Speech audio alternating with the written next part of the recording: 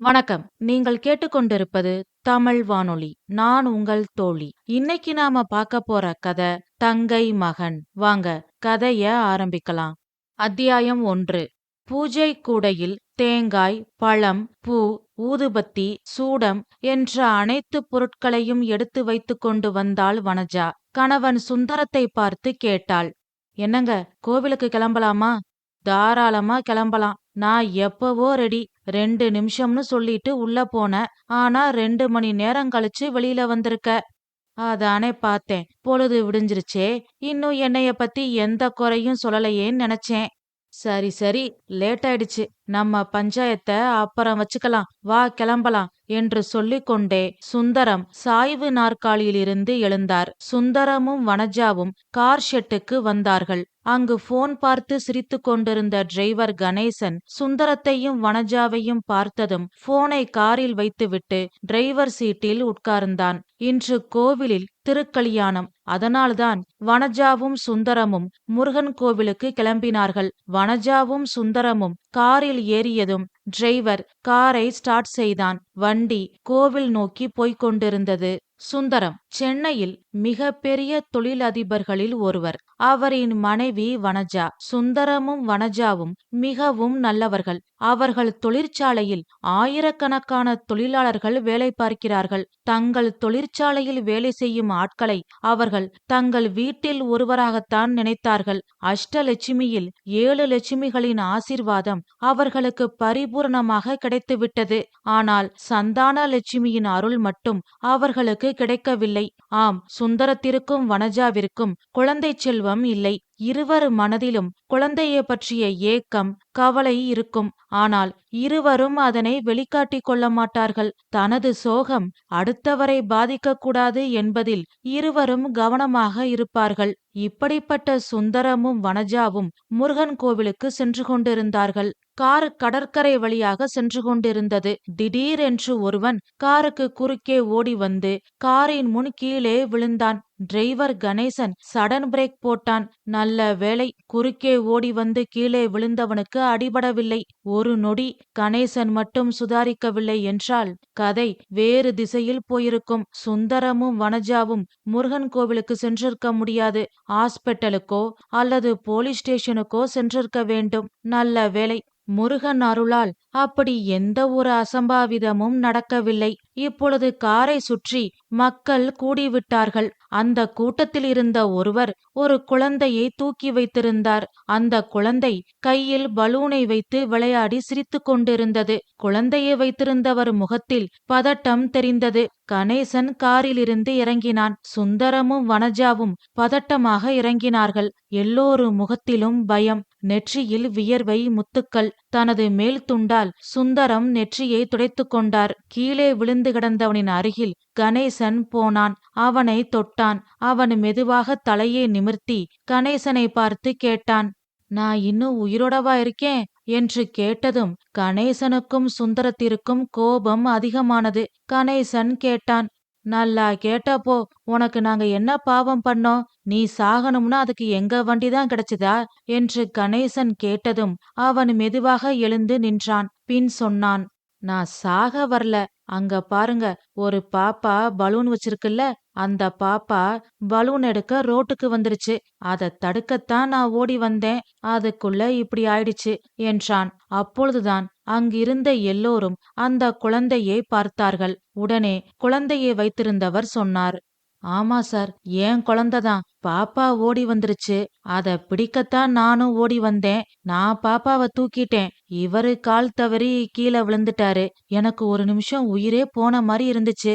நல்ல வேளை, டிரைவர் சரியான நேரத்துல பிரேக் போட்டாரு என்றார் அவர். பின் கீழே விழுந்த அந்த வாலிபன் தன் கையில் ஒட்டியிருந்த மண்ணை தட்டி கொண்டிருந்தான். அவனிடம் சுந்தரம் கேட்டார்.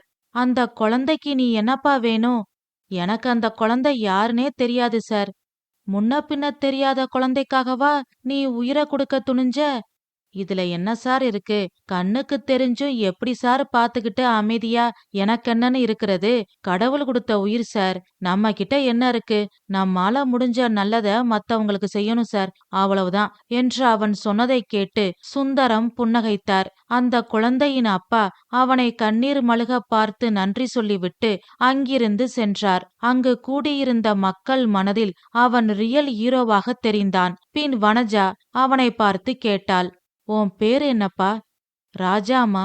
அம்மா என்று ராஜா சொன்னதும் வனஜாவின் கண்களில் கண்ணீர் பெருகியது. பின் ராஜாவை பார்த்து சுந்தரம் கேட்டார், ராஜா, நீ எங்க வேலை பாக்குற? உங்க வீடு எங்க இருக்கு? என்று சுந்தரம் கேட்டதும் ராஜா விரக்தியாக சிரித்தான். பின் சொன்னான், வேலை இருந்தது. ஆனா இப்போ நான் அதை செய்ய முடியாத நிலைமை சார். வேலை செய்ய முடியாததால என்கிட்ட காசு பணம் இல்ல. அதனால வீட்ல எனக்கு இடம் இல்ல சார் என்று ராஜா சொன்னதும் சுந்தரமும் வனஜாவும் ஒருவரை ஒருவர் பார்த்து கொண்டார்கள். பின் சுந்தரம் கேட்டார், இப்போ நீ எங்க போயிட்டு இருக்க? தெரியல சார். கால் போன போக்குல போயிட்டு இருக்கேன் சார். அப்போ சரி, நாங்க கோவிலுக்கு போறோம். எங்க கூட வரியா? வரேன் சார் என்று ராஜா சொன்னதும் சுந்தரமும் வனஜாவும் சிரித்துக்கொண்டே பின் சீட்டில் உட்கார்ந்தார்கள். டிரைவர் கணேசன் காரை ஸ்டார்ட் செய்தான். கணேசனுக்கு பக்கத்தில் ராஜா முன் சீட்டில் உட்கார்ந்து கொண்டான். கார் கோவில் நோக்கி போனது. சுந்தரம் ராஜாவை பார்த்து கேட்டார், ராஜா, கோவிலுக்கு போக இன்னும் 1 மணி நேரம் ஆகும். நான் உன்னை ஒன்னு கேட்கலாமா? கேளுங்க சார். வேலை இருந்தது. ஆனா இப்போ நான் அதை செய்ய முடியாத நிலைமைன்னு சொன்னியே, ஏன், என்னாச்சு? உன்னை பத்தி எங்ககிட்ட சொல்றியா? எங்களால முடிஞ்ச உதவிய உனக்கு நாங்க கட்டாயம் செய்றோம். உன்ன மாதிரி சுயநலம் இல்லாம மத்தவங்களுக்கு உதவி செய்யற ஆளை பாக்குறது ரொம்ப அபூர்வம். அதுக்காகத்தான் கேட்டேன். சொல்ல விருப்பம் இருந்தா சொல்லு, கட்டாயம் இல்ல. கண்டிப்பா சொல்றேன் சார் என்று சிரித்துக்கொண்டே சொன்னான் ராஜா. பின் அவர்களிடம் தன்னை பற்றி சொல்ல ஆரம்பித்தான். அத்தியாயம் 2. ராஜாவின் அப்பா பெயர் வரதராஜன், அம்மா சிவகாமி. 2 அக்கா. பெரியவள் பெயர் பாமா, இளையவள் பெயர் ருக்மணி. ராஜா பிறந்து 5 வருடம் ஆனதும் சிவகாமி எதிர்பாராத விதமாக இறந்து விட்டாள். பின் தாய்க்கு தாயாக தந்தைக்கு தந்தையாக இருந்து 3 பேரையும் வளர்த்தவர் வரதராஜன் தான். பிள்ளைகளை நன்றாக படிக்க வைத்தார். பாமாவையும் ருக்மணியையும் நல்ல இடத்தில் கட்டி கொடுத்தார். ராஜா 12ஆம் வகுப்பு படித்து கொண்டிருந்தான். அப்பொழுது ஒரு நாள் அவனின் அப்பா வரதராஜன் திடீரென்று இறந்து விட்டார். ராஜா துணையின்றி நிற்கதியாக நின்றான். பின் வேறு வழியில்லாமல் அவனின் பெரிய அக்கா பாமா வீட்டிற்கு சென்றான். அங்கு அவன் பட்ட பாட்டை எண்ணி நினைத்தால் எலும்பு கூட தணலாகும். உற்று நினைத்தால் உள்ளம் கூட தணலாகும். அக்காவின் கணவரும் அவரின் தம்பியும் அவர் குடும்பத்தாரும் படுத்திய பாடு கொஞ்ச நஞ்சமில்லை. அவன் நிம்மதியாக தூங்கி மனதார வயிறார ஒரு வாய் சோறு உண்டு பல நாட்கள் ஆனது. எப்படியோ கஷ்டப்பட்டு 12ஆம் வகுப்பில் தேர்ச்சி பெற்று விட்டான். ராஜா அங்கு தங்குவதற்கும் சாப்பிடுவதற்கும் கணக்கு பார்ப்பவர்களா அவனை கல்லூரியில் சேர்த்து படிக்க வைக்கப் போகிறார்கள். அதனால் 12ஆம் வகுப்பு முடிந்ததும் அவனின் படிப்பும் முடிந்து விட்டது. அவனுக்கு ஆதரவாக பாமாவாலும் பேச முடியவில்லை. அதற்கு 2 காரணங்கள். ஒன்று, ராஜாவிற்கு ஆதரவாக பாமா பேசினால் அவளும் தம்பியுடன் வீட்டை விட்டு வெளியேற வேண்டியதான். இன்னொரு காரணம் ஒண்ணுமில்லாத. தெளிவாக சொல்ல வேண்டும் என்றால் காசு பணம் இல்லாத தம்பியை அவளுக்கும் பிடிக்கவில்லை. அதனால் அமைதியாக இருந்து விட்டாள். ஒரு நாள் பாமா ராஜாவிடம் கேட்டாள், ராஜா, நான் உனக்கு போடுற சாப்பாட்ல உப்பு போட்டுதானே கொடுக்கறேன். என்னக்கா இப்படி கேக்குற? பின்ன என்னடா, இங்க எல்லாரும் உன்னை அவமானப்படுத்துறாங்க. நீ என்னடானா சோறு கண்ட இடம் சொர்க்கம்னு இருக்க. பின்ன என்னை என்னக்கா பண்ண சொல்ற? எனக்கு யார் இருக்கா? எல்லாம் உன் தலையெழுத்து. இப்போ உன்னால என் வாழ்க்கைக்கும் பிரச்சனை ஆயிடும் போல. தினமும் எனக்கும் அவருக்கும் உன்னாலதான் சண்டையே வருது. இனி உன் வாழ்க்கைய நீ பாத்துக்க. இங்க இருந்து நீ போயிடு. தயவு செஞ்சு என் வாழ்க்கைய அழிச்சிராத என்று சொல்லிவிட்டு பாமா உள்ளே சென்று விட்டாள். வெகு நாட்களாக கட்டுப்பாட்டுடன் அடக்கி வைத்திருந்த கண்ணீர் ஆறாக பெருகி ஓட விம்மி விம்மி அழுக ஆரம்பித்தான் ராஜா. பின் அங்கிருந்து யாரிடமும் சொல்லிக் கொள்ளாமல் அவனின் உடைமைகளை எடுத்துக்கொண்டு தாய்மாமன் சிதம்பரம் வீட்டிற்கு வந்தான். சிதம்பரம் சொந்தமாக நகைக்கடை வைத்திருந்தார். நல்ல வருமானம், வசதி வாய்ப்புகளுக்கு குறைவில்லை. அவரின் மனைவி குணவதி. பெயரில் மட்டும்தான் குணம் இருந்தது. சிதம்பரம் குணவதி தம்பதிகளுக்கு ஒரு மகன், ஒரு மகள்.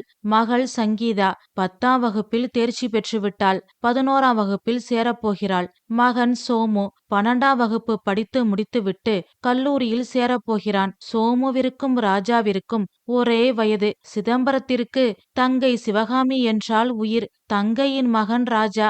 அவனை வெறுத்து ஒதுக்க அவரால் முடியவில்லை. ஆனால் சிதம்பரத்தின் மனைவி குணவதிக்கு ராஜாவை சுத்தமாக பிடிக்கவில்லை. குணவதியும் அவளின் தம்பி செல்வமும் சேர்ந்து கொண்டு ராஜாவை பாடாய்படுத்தினார்கள். ராஜா சோமுவை விட செல்வம் 7-8 வயது பெரியவன். சிதம்பரத்திற்கு உதவியாக அந்த வீட்டில் இருக்கிறான். அவர் இல்லாத பொழுது நகைக்கடையை அவன்தான் பார்த்து கொள்கிறான். குணவதியும் செல்வமும் ராஜாவை படுத்தும் பாட்டை வார்த்தையால் சொல்ல முடியாது.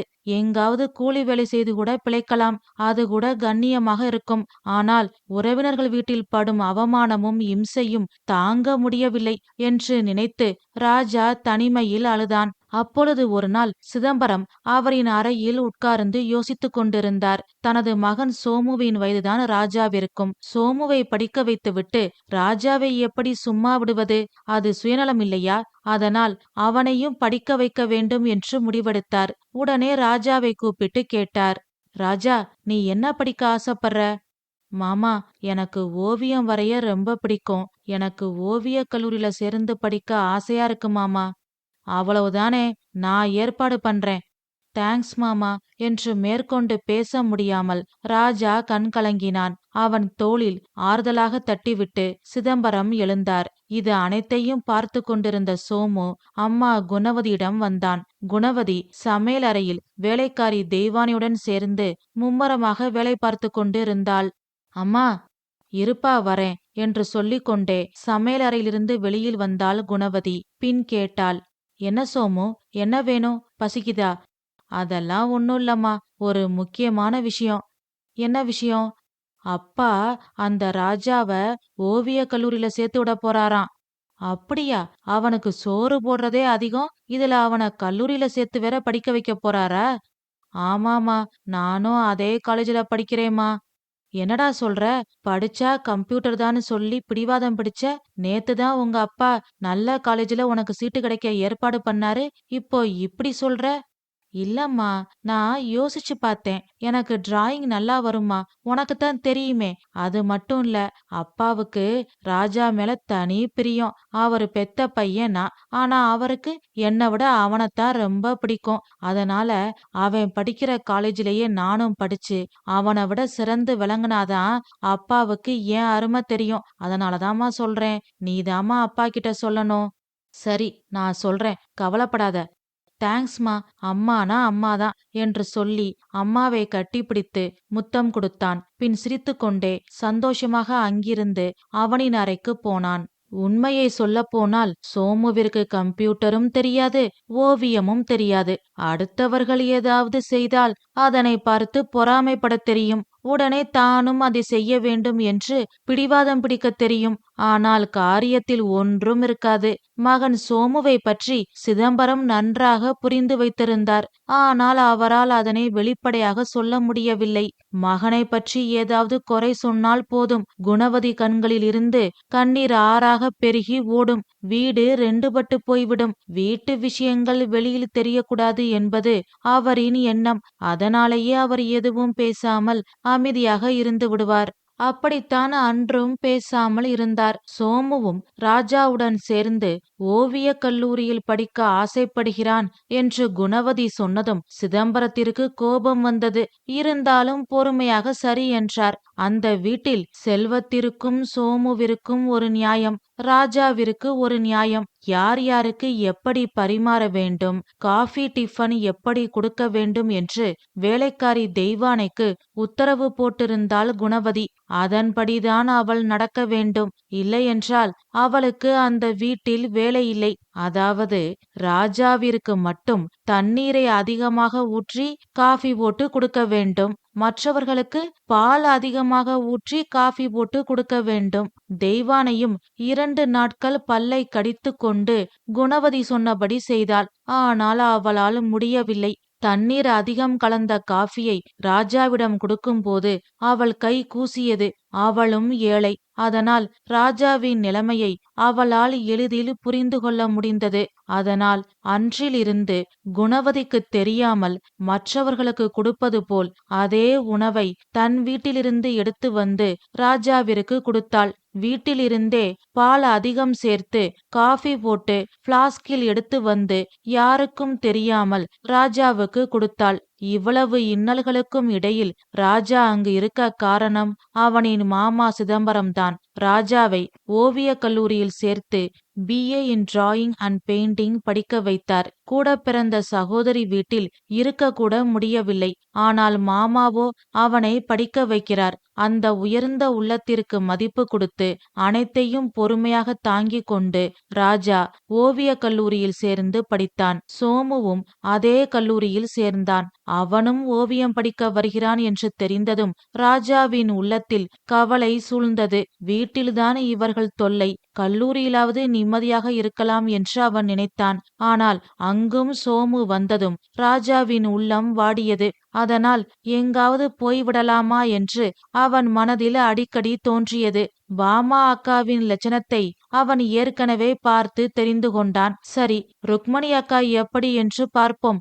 எதையும் ஆராய்ந்து பார்க்காமல் முடிவு செய்யக்கூடாது என்று தனக்குத்தானே சமாதானப்படுத்திக் கொண்டு ருக்மணிக்கு போன் செய்ய நினைத்தான். ஆனால் அவனிடம் போன் இல்லை. அதனால் மாமா நகைக்கடையிலிருந்து வரும் வரையில் காத்திருந்தான். அன்று அவர் வரும்போது மணி இரவு 11 மணிக்கு மேல் ஆகிவிட்டது. சரி, இனிமேல் அக்காவிற்கு போன் செய்து தொந்தரவு செய்யக்கூடாது, காலையில் பேசிக்கொள்ளலாம் என்று முடிவெடுத்து தூங்கிவிட்டான். மறுநாள் காலையில் மாமாவிடம் சொன்னான். மாமா, ருக்கு அக்கா கிட்ட பேசணும். ஏன் ராஜா, என்ன விஷயம்? சும்மாதான் மாமா, பேசி ரொம்ப நாள் ஆச்சு என்று ராஜா சொல்லிக் கொண்டிருக்கும் போதே குணவதி வந்து விட்டாள். அக்கா மேல பாசம் பொங்கி வழியுதோ?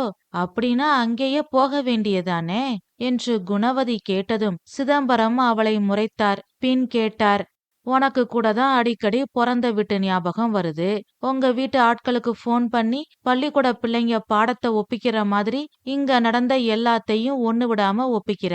அந்த மாதிரி நீ போன் பேசும்போது நான் என்னைக்காவது உன்னை பார்த்து உனக்கு பிறந்த வீட்டு ஞாபகம் வந்துடுச்சுன்னா அங்கேயே போக வேண்டியதானேன்னு கேட்டிருக்கனா என்று சிதம்பரம் கேட்டதும் குணவதியின் கண்கள் கோபத்தில் சிவந்தது. அதுவும் ராஜா முன்னால் தனது கணவர் தன்னை அவமானப்படுத்தி விட்டார் என்பதை அவளால் ஏற்றுக்கொள்ள முடியவில்லை. அதனால் தாடையை தோள்பட்டையில் இடித்துக்கொண்டு உள்ளே போய்விட்டாள். பின் சிதம்பரம் ராஜாவை பார்த்து சொன்னார், உனக்குன்னு நான் ஒரு போன் வாங்கி தரேன் ராஜா. ஐயோ, அதெல்லாம் வேண்டாம் மாமா. பரவாயில்ல ராஜா, காலேஜுக்கு போற, காலேஜில இருந்து எங்களுக்கு நீ ஏதாவது சொல்லணும்னா என்ன பண்ணுவ? இன்னைக்கே நான் உனக்கு புது போன் வாங்கி தரேன், இப்போ நீ இதுல பேசு என்று சொல்லி தனது போனை ராஜாவிடம் கொடுத்துவிட்டு சிதம்பரம் உள்ளே போனார். அக்கா ருக்மணிக்கு ராஜா போன் செய்தான். ருக்மணி எடுக்கவில்லை. அவனுக்கு கல்லூரிக்கு வேறு நேரமாகிவிட்டது.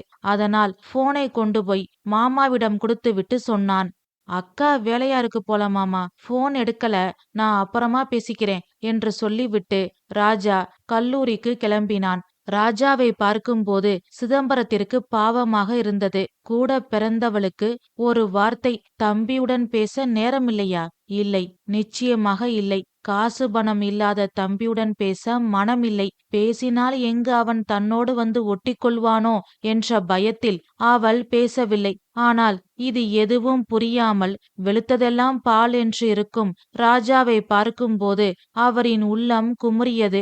அந்த வீட்டில் காய்கறி, மளிகை சாமான்கள் வாங்கி வருவதிலிருந்து வெளி வேலைகள் அனைத்தையும் ராஜாதான் பார்க்க வேண்டும். இப்படி அனைத்து வேலைகளையும் பார்த்துவிட்டு கல்லூரிக்கு வேக வேகமாக செல்வான் ராஜா.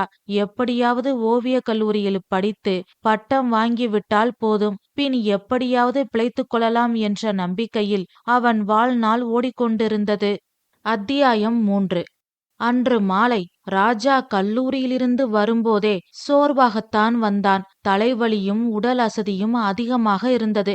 அதனால் தள்ளாடி தடுமாறிக்கொண்டு வீட்டிற்கு வந்து சேர்ந்தான். வாசல் நடையில் வரும்போதே உள்ளே மாமாவும் அத்தையும் சத்தம் போட்டு பேசிக்கொண்டிருந்தது கேட்டது. அதனால் தொந்தரவு செய்யாமல் வாசலிலேயே உட்கார்ந்து விட்டான். உள்ளே அவர்கள் பேசியது நன்றாக கேட்டது. இப்போ எதுக்கு இவனுக்கு போனு என்று கோபமாக அத்தை குணவதி சிதம்பரத்தை பார்த்து கேட்டாள். காலேஜ் படிக்கிற பையன், அவனுக்கு எதுவும் ஆத்திரம் அவசரம் இருக்காதா? எல்லாத்துக்கும் நம்மள எதிர்பார்க்க முடியுமா? கூட பிறந்தவளுக 2 பேர் இருக்காளுக. இவனை வச்சுக்க முடியாதுன்னு நம்ம கிட்ட தள்ளி விட்டுட்டாளுக. காசு பணமும் இல்ல, நாதியும் இல்ல. இவனுக்கு என்ன ஆத்திரம் அவசரம் வரப்போகுது? இந்த அனாவசிய செலவு தேவையா? போன மாசம் உன் தம்பிக்கு போன் வாங்கி கொடுக்க சொன்ன, நானும் வாங்கி கொடுத்தேன். அப்போ அது அனாவசிய செலவு இல்லையோ? இங்க பாருங்க, என் தம்பிய இவனோட ஒப்பிட்டு பேசாதீங்க. எனக்கு கெட்ட கோபம் வரும். உங்களால என் தம்பிக்கு ஒன்னும் பண்ண முடியாட்டி விட்டுருங்க. நான் என் நகைய வச்சு என் தம்பிக்கு பண்ணிக்கிறேன். அந்த நகையெல்லாம் என் பிறந்த வீட்ல எனக்கு போட்டது. நீங்க வாங்கி கொடுத்ததில்ல. என் தம்பி என் கூட பிறந்தவன். அவனை நான் கைவிட மாட்டேன். இதோ உங்க ராஜா கூட பிறந்தவங்க அவனை கைவிட்டுட்டு வேடிக்கை பாக்குற மாதிரி என்னால என் தம்பிய விட முடியாது. சரி சரி, பாவம் ராஜா. அவனுக்கு யார் இருக்கா? திக்கு தெரியாம தவிக்கிறான். என் தங்கச்சி எனக்கு இன்னொரு அம்மா. என் அம்மா மாதிரியே என் தங்கச்சியும் என் மேல உயிரே வச்சிருந்தா. என் தங்கச்சி பையன் ராஜா. என்னால அவனை விட முடியாது. தெரியாமத்தான் கேக்குறேன். ராஜாவை ஏன் ஆகாதுன்னு அடிக்கிற? அவனுக்கு நீ அப்படி என்ன பண்ணிட்ட? ஒரு வாய் சோத்துக்கு நீ அவன்கிட்ட வாங்குற வேலை கொஞ்சமா நஞ்சமா என்று சிதம்பரம் கேட்டு முடிப்பதற்குள் குணவதி கத்த ஆரம்பித்து விட்டாள். ஐயையோ, அவன் வேலை பாக்குறானா? தண்டச்சோறு மாதிரி 3 வேளையும் நல்லா கொட்டிக்கிறான். உலக்க மாதிரி வளர்ந்து நிக்கிறான். அவன் வேலை செய்யறானா? நீங்க சொல்றது சரியான அக்கிரமம். வேலை செஞ்சு பிழைக்கிறவன் இப்படி சோத்துக்காக அடுத்த வீட்ல வந்து உட்கார்ந்திருக்க மாட்டான். எங்காவது வேலை பார்த்து மானத்தோட வாழ்ந்திருப்பான். நான் அவனுக்கு இடமும் கொடுத்து சோறும் போட்டு கடைசியில அவனை வேலை வாங்கி கொடுமைப்படுத்துறேன்னு பேச்சும் கேட்கணுமா? எல்லாம் என் தலையெழுத்து என்று சொல்லி அழுதாள் குணவதி. அவள் அழுததை பார்த்ததும் சிதம்பரத்தின் குரல் தணிந்தது. சரி சரி, அழுகாத என்று சொல்லிவிட்டு அமைதியாக உள்ளே சென்று விட்டார். இது அனைத்தையும் வாசலில் உட்கார்ந்திருந்த ராஜா கேட்டுக்கொண்டிருந்தான். ஏற்கனவே அவனுக்கு உடல்நிலை சரியில்லை. மாமாவும் அத்தையும் பேசியதை கேட்ட பிறகு அவன் மனம் உடைந்து விட்டது. மெதுவாக உள்ளே எழுந்து வந்து அவனின் அறையை நோக்கி நடந்தான். அவன் வருவதை பார்த்த சிதம்பரம், ராஜா இங்க வா என்று அவனை கூப்பிட்டார். ராஜா மெதுவாக குனிந்த தலை நிமிராமல் வந்து நின்றான். இந்தாப்பா புது போன். வேண்டாம் மாமா என்று பலவீனமாய் சொன்னான். சும்மா வச்சுக்கோப்பா, மாமா கொடுத்தா வாங்கிக்கணும் என்று சொல்லி போனை நீட்டினார். பின் எதுவும் பேசாமல் போனை வாங்கி கொண்டு அவனின் அறைக்கு சென்று படுத்துவிட்டான். கண்ணீர் பெருகி தலையணையை நனைத்தது. நேரம் ஓடியது. கண்களை மூடி படுத்திருந்தான். குணவதி சமையல் அறையில் தெய்வானையோடு சேர்ந்து வேலை பார்த்து கொண்டு இருந்தாள். பின் ருக்மணி அக்காவிற்கு போன் செய்ய நினைத்தான் ராஜா. ஆனால் அவனுக்கு பேசக்கூட தெம்பு இல்லை. அதனால் அந்த புது போனில் இருந்து ருக்மணிக்கு மெசேஜ் அனுப்பினான். அக்கா, நான் ராஜா. இது என் புது போன். மாமா வாங்கி கொடுத்தாரு. இதுதான் என் நம்பர். நான் இங்க இருக்கிறத அத்தை விரும்பல. நான் அங்க வந்து உன் கூட இருக்கட்டுமா என்று கேட்டு மெசேஜ் அனுப்பினான். பிறகு சிறிது நேரம் கழித்து எதிர் வீட்டு மேகலா அங்கு வந்தாள். குணவதியும் மேகலாவும் பேசிக்கொண்டிருந்தது ராஜாவிற்கு கேட்டது. குணவதி, உன்கிட்ட ஒன்னு கேட்கணும். கேளு, என்ன விஷயம்? என் பொண்ணும் நம்ம ராஜா படிக்கிற காலேஜ்ல தான் படிக்கிறா. அவளுக்கு ராஜாவை பிடிச்சிருக்கு போல. படிப்பு முடிஞ்சதும் 2 பேருக்கும் கல்யாணம் பண்ணி வைக்கலாமான்னு நினைக்கிறேன். நீ என்ன சொல்ற? அடக்கடவுளே, உன் மகளுக்கு கிறுக்கு பிடிச்சிருச்சா என்ன? போயும் போயும் இவனையா உன் மகளுக்கு பிடிச்சிருக்கு? சிவப்பா இருக்கான், ஆள் வாட்ட சாட்டமா இருக்கான்னு உன் மக மயங்கிட்டா போல. அப்பா அம்மா இல்ல, காசு பணம் இல்ல. இவன் லட்சணம் தெரிஞ்சுதான் இவன் கூட பிறந்தவளுக இவனை இங்க துரத்தி விட்டுட்டாளுக. நானும் இவனை விரட்டி விட்டுறலாம்னு பாக்குறேன். என் புருஷன் என் பேச்ச கேட்க மாட்றாரு. ஊரு உலகத்துல இல்லாத தங்கச்சி, அந்த தங்கச்சி பெத்த சீமந்த புத்திரன்னு இவனுக்கு அடைக்கலம் கொடுத்து படிக்க வச்சுக்கிட்டு இருக்காரு. இங்க பாரு மேகலா, நான் சொல்றேன்னு தப்பா நினைக்காத. உன் மகளை இவனுக்கு கட்டி வைக்கிறத விட கல்யாணமே பண்ணாம உன் வீட்டோடவே வச்சுக்கலாம் என்று அழுத்தம் திருத்தமாக சொன்னாள் குணவதி. இதனை கேட்டுக்கொண்டிருந்த ராஜாவின் மனம் சுக்கு நூறாக உடைந்து விட்டது. ஏற்கனவே வேலால் குத்திய இடத்தில் வேலை எடுத்துவிட்டு மீண்டும் அதே இடத்தில் ஓங்கி குத்துவது போல் ஒரு உணர்வு. ச்ச, இது ஒரு வாழ்வா? இப்படி வாழ்வதற்கு பதிலாக அத்தை சொல்வது போல் எங்காவது வேலை பார்த்து பிழைக்கலாம். ஆனால் படிக்க வேண்டும் என்ற வைராக்கியம்தான் நம்மை தடுக்கிறது. மான மரியாதையை இழந்து அப்படி என்ன படிப்பு வேண்டியிருக்கிறது என்று நினைத்து மேலும் அழுதான். ஏற்கனவே இருந்த உடல் சோர்வும் தலைவலியும் ஜுரமாக மாறியது. அப்பொழுது அவனின் செல்போனில் மெசேஜ் டோன் கேட்டது. தட்டு தடுமாறி போனை எடுத்து பார்த்தான். அக்கா ருக்மணி அனுப்பியிருந்தாள். ராஜா, தயவு செஞ்சு நான் சொல்றத புரிஞ்சுக்க. பொறுத்தார் பூமி ஆழ்வார். இது உனக்கு நான் சொல்லி தெரிய வேண்டியதில்ல. அதனால எவ்வளவு கஷ்டம் வந்தாலும் நீ மாமா வீட்ல தான் இருக்கணும். இங்க எங்களுக்கு மட்டும் காசு பணம் கொட்டுற மாதிரி இங்க வந்து இருக்கட்டுமான்னு கேட்டு மெசேஜ் அனுப்பியிருக்க. நீ அனுப்புன மெசேஜ என் வீட்டுக்காரரு பார்த்துட்டு கோவப்படுறாரு. இனி எனக்கு போனோ மெசேஜோ பண்ணாத. எப்படியாவது மாமா அத்தை கால்ல விழுந்து உன் வாழ்க்கைய பாத்துக்க. உனக்கு சப்போர்ட் பண்ணி என் புகுந்த வீட்ல என்னால எப்படி பேச முடியும்? பிறந்த வீட்ல இருந்து 5 காசுக்கு பிரயோஜனம் இல்ல. தீபாவளி பொங்கலுக்கு நீ சீர் செய்யணும். ஆனா நீ இங்க வந்து தங்கிக்கவான்னு கேக்குற. இந்த லட்சணத்துல நான் எப்படி உனக்கு ஆதரவா என் புருஷன்கிட்ட பேச முடியும்? இனிமேல் எனக்கு போனோ மெசேஜோ பண்ணாத. மாமா வீட்லயே இரு. உன்னை படிக்க வைக்கிறாரு, போன் வாங்கி கொடுத்திருக்காரு. பேசாம அங்கேயே இரு. முடிஞ்சா மாமா கிட்ட சொல்லி எங்களுக்கு பிறந்த வீட்ல இருந்து சீருன்னு சொல்லி உன் பேர்ல அனுப்பி வைக்க சொல்லு. அத விட்டுட்டு இப்படி மெசேஜ் பண்ணாத என்று ஒரு பெரிய மெசேஜையே அனுப்பியிருந்தாள் ருக்மணி. ருக்மணியிடம் இருந்து இந்த பதில்தான் வரும் என்று ராஜா எதிர்பார்த்திருந்தான். அதனால் இதை பற்றி அவனுக்கு வியப்போ அதிர்ச்சியோ துக்கமோ இல்லை. மனம் கல்லாக மாறியிருந்தது. பேசாமல் படுத்திருந்தான். கண்ணீர் வடிந்து அவன் கண்ணக்குழியை நிரப்பிக் கொண்டிருந்தது. அப்பொழுது அவனுக்கு சாப்பாடு கொடுக்க தெய்வானை வந்தாள். ராஜா படுத்திருந்ததை பார்த்ததும் திடுக்கிட்டு போனாள். அவன் அருகில் வந்தாள். ராஜா தம்பி, என்னாச்சு? ஏன் அழுகுறீங்க என்று கேட்டுக்கொண்டே அவன் நெற்றியை தொட்டாள் தெய்வானை. ராஜாவின் உடல் அனலாக கொதித்தது. அவனின் பெற்றோருக்குப் பிறகு அவனை அன்பாக தொட்டு பார்ப்பது தெய்வானைதான். ராஜா மேலும் அழுதான். தெய்வானை கேட்டாள். தம்பி, எப்போ வந்தீங்க? உடம்பு இப்படி அனலா கொதிக்குது. ஏதாவது மருந்து சாப்பிட்டீங்களா? ராஜாவால் பேச முடியவில்லை. துக்கம் தொண்டையை அடைத்தது. சிறுவன் போல் விசும்பி விசும்பி அழுதான். ராஜாவின் நிலைமை பரிதாபமாக இருந்தது. உடனே தெய்வானை உள்ளே சென்றாள். கஷாயம் போட்டு எடுத்துக்கொண்டு வந்தாள். பிறகு யாருக்கும் தெரியாமல் கஞ்சி வைத்து கொண்டு வந்து கொடுத்தாள். கஞ்சியை குடித்துவிட்டு ராஜா படுத்து விட்டான். அயர்வுடன் கண்களை மூடினான். அத்தியாயம் 4. ராஜாவின் நிலைமையை தெய்வானை புரிந்து கொண்டாள். அதனால் அவன் பார்க்க வேண்டிய வேலைகளை தெய்வானையே பார்த்தாள். கடைக்கு சென்றாள். காய்கறி வாங்கி வந்தாள். வீட்டிற்கு தேவையான பொருட்களை வாங்கி வந்தாள். இதனை பார்த்த குணவதி தெய்வானையிடம் கேட்டாள். இதென்ன புதுசா இருக்கு? நீ ஏன் கடைக்கு போற?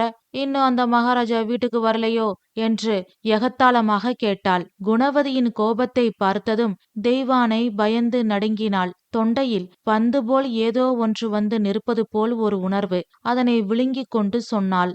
அம்மா, தம்பிக்கு உடம்பு அனலா கொதிக்குது. முடியல. அதான் நான் பண்றேன் என்று திக்கி திணறி சொல்லி முடித்தாள். என்ன, உடம்பு சரியில்லையா? காலையில நல்லாத்தானே இருந்தான். அதுக்குள்ள உடம்பு சரியில்லையா? இல்ல 2 பேரும் சேர்ந்து பொய் சொல்றீங்களா என்று கேட்டுக்கொண்டே ராஜாவின் அறைக்கு சென்றாள். அவன் உடல் நடுங்கிக் கொண்டிருந்தது. அவனுக்கு உண்மையிலேயே உடல்நிலை சரியில்லை என்று புரிந்து கொண்டு குணவதி வெளியில் வந்தாள். அப்பொழுது எதேச்சையாக சிதம்பரமும் அங்கு வந்தார். அவரை பார்த்ததும் குணவதி புலம்ப ஆரம்பித்தாள். நான் அப்பவே சொன்னேன், கேட்டீங்களா? இப்ப பாருங்க, உங்க தங்கச்சி மகனுக்கு உடம்பு சரியில்லை. தெய்வானதான் அவனை பாத்துக்கிறா என்று குணவதி சொன்னதும் சிதம்பரம் ராஜாவின் அறைக்குள் சென்றார். அவனை தொட்டு பார்த்தார். உடல் அனலாக கொதித்தது. பின் வெளியில் வந்தார். குணா, அவனுக்கு ரொம்ப உடம்பு சரியில்லை. ஏதாவது மருந்து கொடுத்தியா? இது நல்லா இருக்கே. அத்தை எனக்கு உடம்பு சரியில்லைன்னு என்கிட்ட ஒரு வார்த்தை கூட சொல்லாம படுத்திருக்கான். இதுல நான் என்னத்த மருந்து குடுக்கறது? இங்க பாருங்க, நான் சொல்றத தெளிவா கேட்டுக்கங்க. என்னாலலாம் அவனுக்கு வைத்தியம் பார்த்து பணிவிடையெல்லாம் செய்ய முடியாது. நீங்க முதல்ல அவன ஹாஸ்பிட்டல்ல அட்மிட் பண்ணுங்க. அவன் இங்க இருக்க வேண்டாம் என்று மிகவும் உறுதியாக சொன்னாள் குணவதி. என்ன குணா, இப்படியெல்லாம் பேசுற? நம்ம பையனா இருந்தா இப்படி பேசுவியா? ச்சே, என்ன பேச்சு இதெல்லாம்? அபசகுணம் பிடிச்ச மாதிரி. நம்ம பிள்ளைக்கு ஏன் இப்படி ஆகணும்? நெருப்புனா வாய் சுற்றாது குணா. கொஞ்சம் மனசாட்சியோட நடந்துக்கோ. 2 நாள் பாப்போம். அவனுக்கு சரியாகலைனா ஹாஸ்பிட்டல்ல அட்மிட் பண்ணலாம். இங்க பாருங்க, வீண் விதண்டாவாதம் பண்ணாதீங்க. உடனே இவனை ஹாஸ்பிட்டல்ல அட்மிட் பண்ணுங்க. இல்ல எங்கேயாவது கொண்டு போய் விட்டுட்டு வாங்க. இங்க இவன் இருக்கக்கூடாது. அவ்வளவுதான் என்று பத்திரகாளி போல் கத்தினாள் குணவதி. சிதம்பரம் செய்வது அறியாமல் மிரட்சியுடன் நின்றார். அவரால் மனைவியை எதிர்த்தும் பேச முடியவில்லை. அதே சமயம் தங்கை மகன் ராஜாவை யாரும் இல்லாத நாதியற்றவன் போல் விடவும் மனமில்லை. அதனால் அமைதியாக இருந்தார். ஆனால் குணவதி பிடிவாதமாக இருந்தாள். அவரை வெறுப்புடன் ஒரு பார்வை பார்த்துவிட்டு சமையல் அறைக்குள் சென்றாள். சிதம்பரம் என்ன செய்யலாம் என்று யோசித்துக் கொண்டு இருந்தார். அங்கு அறைக்குள் அம்மா, அப்பா என்று ராஜா புலம்பிக் கொண்டிருந்தான். தெய்வானை அவன் பக்கத்தில் உட்கார்ந்து கொண்டு அவனுக்கு தைலம் தடவிவிட்டு தலையை பிடித்து கொண்டிருந்தாள். சிதம்பரம் உள்ளே வந்தார். முதலாளி சிதம்பரத்தை பார்த்ததும் தெய்வானை எழுந்திருக்கப் போனாள். உட்காரு தெய்வான, நீ தலைய பிடிச்சு விடு. பாவம், இவனுக்குன்னு யார் இருக்கா? இவனுக்கு ஏன் இந்த கஷ்டம்லாம் வரணும் என்று சொல்லிக்கொண்டே ராஜாவின் பக்கத்தில் உட்கார்ந்தார். அவனை தொட்டார். ராஜா மெதுவாக கண் விழித்து பார்த்தான். எதிரில் மாமா உட்கார்ந்திருந்ததை பார்த்ததும் ராஜா தேம்பி தேம்பி அழுதான். அவனை அன்பாக தொட்டு சிதம்பரம் கேட்டார். எதுக்குப்பா அழுகுற? மனுஷனா இருந்தா உடம்புக்கு வரத்தான் செய்யும். நாளைக்கே சரியாயிடும். பயப்படாத. இதுக்கு போய் அழுகலாமா என்று கேட்டார். ராஜா அழுதபடி சொன்னான். மாமா, நான் எதுக்கும் பயப்பில்ல. என்னால எல்லாருக்கும் கஷ்டம். அத நினைச்சுதான் வருத்தமா இருக்கு. நான் ஏன் இப்படி எல்லாருக்கும் பாரமா உயிரோட இருக்கேன்னு தெரியல. என்ன சீக்கிரம் அந்த கடவுள் கூட்டிக்கிட்டா பரவாயில்ல. எனக்கு வாழவே பிடிக்கல மாமா என்று நடுங்கும் உதட்டை பற்களால் அழுத்தி கொண்டு கண்ணீர் வடிய ராஜா சொன்னதை கேட்டு சிதம்பரத்தின் உள்ளம் கலங்கியது. கண்ணீர் ததும்பி நின்றது. பாவம், இந்த சின்ன வயசுல அவனுக்கு எத்தனை கஷ்டம். மனசு எந்த அளவுக்கு நொந்து போயிருந்தா இவன் இப்படி இந்த சின்ன வயசுல பேசுவான். வாழ்க்கையே வெறுத்து போற அளவுக்கு வந்துட்டானே என்று நினைத்து சிதம்பரத்தின் உள்ளம் கலங்கியது.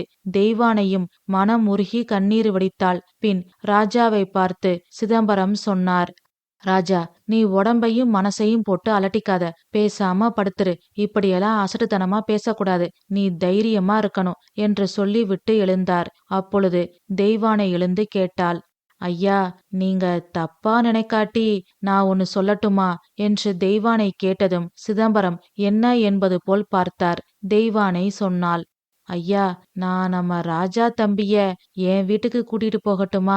உடம்பு சரியானதும் இங்க வரட்டும். அங்க என் மக இருக்கா. நானும் அவளும் சேர்ந்து பாத்துக்கிறோம். இங்க ராஜா தம்பி இருக்க கூடாதுன்னு அம்மா உறுதியா சொல்லிட்டாங்க. அதனால நான் எங்க வீட்டுக்கு கூட்டிட்டு போகட்டுமா என்று தெய்வானை கேட்டதும் சிதம்பரம் அழுதார். ஐயா, ஏன் அழுகுறீங்க? நான் ஏதாவது தப்பா கேட்டுட்டனா? இல்ல தெய்வான, என்னோட இயலாமைய நினைச்சு அழுகிறேன். நீ ராஜாவ உன் வீட்டுக்கு கூட்டிட்டு போ. நானும் உங்க கூட வரேன். அவனை முதல்ல டாக்டர் கிட்ட கூட்டிட்டு போகலாம். அப்புறம் உங்க வீட்டுக்கு போகலாம். சரிங்க ஐயா என்றாள் தெய்வானை. பின் குணவதிக்கு தெரியாமல் ராஜாவை அழைத்து கொண்டு சிதம்பரமும் தெய்வானையும் ஹாஸ்பிட்டலுக்கு வந்தார்கள். டாக்டர் அவனை பரிசோதித்துவிட்டு மருந்து மாத்திரைகளை கொடுத்தார். பின் அவனை அழைத்து கொண்டு தெய்வானை வீட்டிற்கு வந்தார்கள். அங்கு தெய்வானையின் மகள் பானுப்பிரியா சமைத்து கொண்டு இருந்தாள்.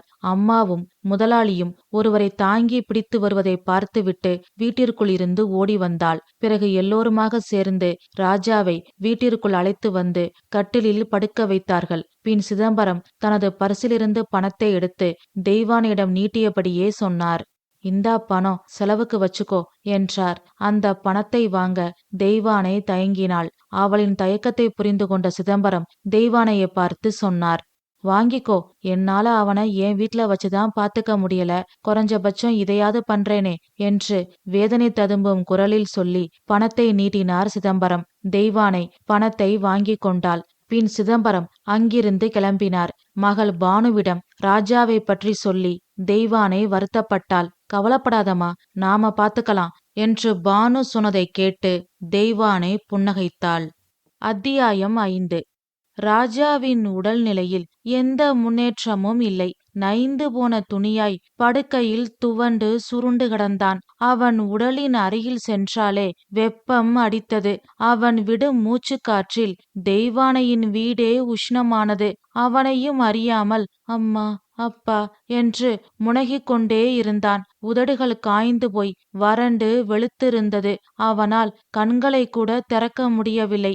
பானுப்பிரியா கஞ்சி வைத்து எடுத்து வந்தாள். அவனை எழுப்பி உட்கார வைத்து ஸ்பூனில் கஞ்சியை ஊட்டினாள். பின் டாக்டர் கொடுத்த மாத்திரைகளை கொடுத்தாள். அடிக்கடி சுடுதண்ணீர் கொடுத்தாள். டாக்டர் சொன்னபடி பானுப்பிரியா ராஜாவை பார்த்து கொண்டாள். தெய்வானை எப்பொழுதும் போல் குணவதி வீட்டிற்கு வேலைக்கு போனாள். அவளை பார்த்ததும் குணவதியின் கோபம் அதிகமானது. என்ன மேடம், ராஜா சார் எப்படி இருக்காங்க என்று அலட்சியமாக கேட்டாள் குணவதி. இன்னும் அப்படியேதாம்மா இருக்கு, ஆனா நாளைக்கு சரியாயிடும்னு டாக்டர் சொல்லிருக்காரு. ஓஹோ, நல்லா கூட்டு சேர்ந்திருக்கீங்க. என்னம்மா சொல்றீங்க? சொரக்காய்க்கு உப்பு இல்லேன்னு சொல்றேன். என்ன தெய்வான, பழசெல்லாம் மறந்து போச்சோ? அம்மா, நீங்க எதை பத்தி சொல்றீங்க?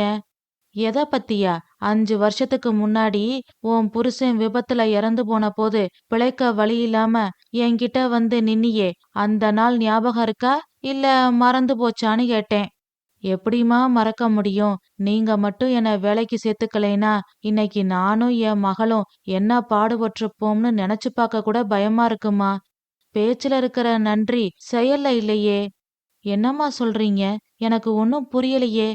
அந்த ராஜாவை எதுக்கு உங்க வீட்ல கொண்டு போய் வச்சிருக்க? பாவமா அந்த தம்பி, தாய் தகப்பன் இல்லாத பிள்ளை, பாத்துக்க யாரும் இல்ல. ஐயாவுக்கு ராஜா தம்பிய விட மனசில்ல, உங்களுக்கு வச்சுக்க மனசில்ல. அதனாலதான் 2 பேருக்கும் பாதகம் இல்லாம நான் எங்க வீட்டுக்கு கூட்டிட்டு போனேம்மா. அந்த தம்பி பாவம்மா. ஓஹோ, பாவமோ? எனத்தோட சேரும்னு சரியாத்தான் இருக்கு என்று எகத்தாளமாக சொன்னாள் குணவதி. எப்படியோ இங்கிருந்து அவன் போனதே போதும். உடம்பு சரியில்லாதவன நம்மால பாத்துக்க முடியாதுப்பா என்று நிம்மதி பெருமூச்சு விட்டபடி அவளின் அறைக்கு சென்றாள் குணவதி. நாட்கள் ஓடியது. ராஜா குணமானான். ஹாஸ்பிட்டலுக்கு அவனே தனியாக சென்றான். டாக்டர் அவனை பரிசோதித்துவிட்டு சொன்னார், ராஜா, நீ பரிபூர்ணமா குணமாயிட்ட. இனி நாளையிலிருந்து நீ காலேஜுக்கு போகலாம். ரொம்ப தேங்க்ஸ் டாக்டர். எனக்கு எதுக்குப்பா தேங்க்ஸு? தெய்வானைக்கும் அவங்க பொண்ணுக்கும் சொல்லுப்பா. கண்டிப்பா டாக்டர். அப்புறம் டாக்டர், ஒரு சின்ன உதவி. சொல்லு ராஜா, என்ன உதவி வேணாலும் செய்றேன் என்று டாக்டர் சொன்னதும் ராஜா அவனின் கதையை சொன்னான். அவனின் கதையை கேட்ட டாக்டரின் உள்ளம் உருகியது. கண்கள் தழும்பியது. ராஜா மேலும் கேட்டான், டாக்டர், எனக்கு ஏதாவது பார்ட் டைம் வேலைக்கு ஏற்பாடு பண்ண முடியுமா? பணம்தான் இங்க பிரதானம். அது கொஞ்சம் என்கிட்ட இருந்தா எனக்கு கொஞ்சம் தெம்பா இருக்கும். அதுக்காகத்தான் கேக்குறேன். அது மட்டும் இல்ல, என் மாமாவுக்கும் நான் பாரமா இருக்க விரும்பல. என் செலவை நான் பாத்துக்கலாம்னு இருக்கேன் என்று ராஜா சொன்னதை கேட்டு டாக்டரின் மனம் இளகிவிட்டது. பின் ராஜாவை பார்த்து சொன்னார், நீ ஓவியம் நல்லா வரைவீல. எனக்கு தெரிஞ்ச பத்திரிகை நிருபர் ஒருத்தர் இருக்காரு. அவரோட பத்திரிக்கையில வர கதைகளுக்கு ஓவியம் வரைஞ்சு தர ஆள் தேடிக்கிட்டு இருக்காரு. உன்னை பத்தி நான் அவர்கிட்ட சொல்றேன். அவர் அட்ரஸ் தரேன். நீ போய் பாரு. கண்டிப்பா உனக்கு வேலை கிடைக்கும் என்று டாக்டர் சொன்னதை கேட்டதும் ராஜாவின் அத்தனை துக்கமும் காற்றோடு காற்றாக மறைந்து எங்கிருந்தோ ஒரு சந்தோஷம் வந்து அவனை ஆட்கொண்டது போல் இருந்தது. இருண்ட உலகத்தில் இருந்தவன் பிரகாசமான உலகத்துக்கு வந்தது போல் புத்துணர்ச்சி உண்டானது. டாக்டரின் கையை பிடித்து கொண்டு அழுதான். தனது உணர்ச்சிகளை வார்த்தைகளால் கொட்டினான். தனது மனதிற்கு பிடித்த ஒன்றை செய்யும்போது ஏற்படும் சந்தோஷத்திற்கு அளவே இல்லை. அதுபோல நீண்ட நாள் கனவை கடவுள் நிறைவேற்றிவிட்ட சந்தோஷத்தில் ராஜாவிற்கு யானை பலம் வந்துவிட்டது. ஓவியத்தில் பேரும் புகழும் வாங்க வேண்டும். பணத்தையும் வெற்றியையும் சம்பாதிக்க வேண்டும். பணம் சீர் என்று அலையும் அக்கா இருவருக்கும் பணத்தை அனுப்ப வேண்டும். தன்னுடைய கேவலமான அடிமை நிலை நீங்கி மனிதனை மனிதன் மதிக்கும்படி வாழ வேண்டும். தனது எதிரியை தோற்கடிக்க வேண்டும் வேண்டும் என்றால் பணத்தை சம்பாதிக்க வேண்டும், வெற்றியை சம்பாதிக்க வேண்டும் என்று மனதில் நம்பிக்கை கோட்டையை கட்டினான் ராஜா. பின் டாக்டரிடம் இருந்து அந்த பத்திரிகை நிருபரின் அட்ரஸ், போன் நம்பரை வாங்கி கொண்டு டாக்டருக்கு நன்றி சொன்னான். பின் தெய்வானை வீட்டிற்கு வந்தான். என்றும் இல்லாத திருநாளாக அவன் முகத்தில் இருந்த சந்தோஷத்தை பார்த்து தெய்வானையும் பானுப்பிரியாவும் வியப்புற்றார்கள். பின் தெய்வானை கேட்டாள், என்னாச்சு தம்பி, வழக்கத்தை விட சந்தோஷமா இருக்கீங்க? டாக்டர் என்ன சொன்னாரு என்று தெய்வானை கேட்டதும் நடந்த அனைத்தையும் சொன்னான் ராஜா. தெய்வானை பானுப்பிரியா கண்களில் ஆனந்த கண்ணீர் வடிந்தது. பின் ராஜா சொன்னான், அம்மா, எனக்கு ரொம்ப சந்தோஷமா இருக்கு. நாளையிலிருந்து நான் காலேஜுக்கு போகணும். அதனால நான் இப்போ மாமா வீட்டுக்கு கிளம்பவா என்று ராஜா சொன்னதை கேட்டு தெய்வானையும் பானுப்பிரியாவும் வருத்தப்பட்டார்கள். ஆனால் நிதர்சன உண்மையை புரிந்து கொண்டு சரி என்றார்கள். பிறகு மாமாவுக்கு போன் செய்தான் ராஜா. சிதம்பரம் அங்கு வந்தார். ராஜாவை மீண்டும் தனது வீட்டிற்கு அழைத்து வந்தார். அத்தியாயம் 6. சிதம்பரம் ராஜாவை மீண்டும் வீட்டிற்கு அழைத்து வந்தார்.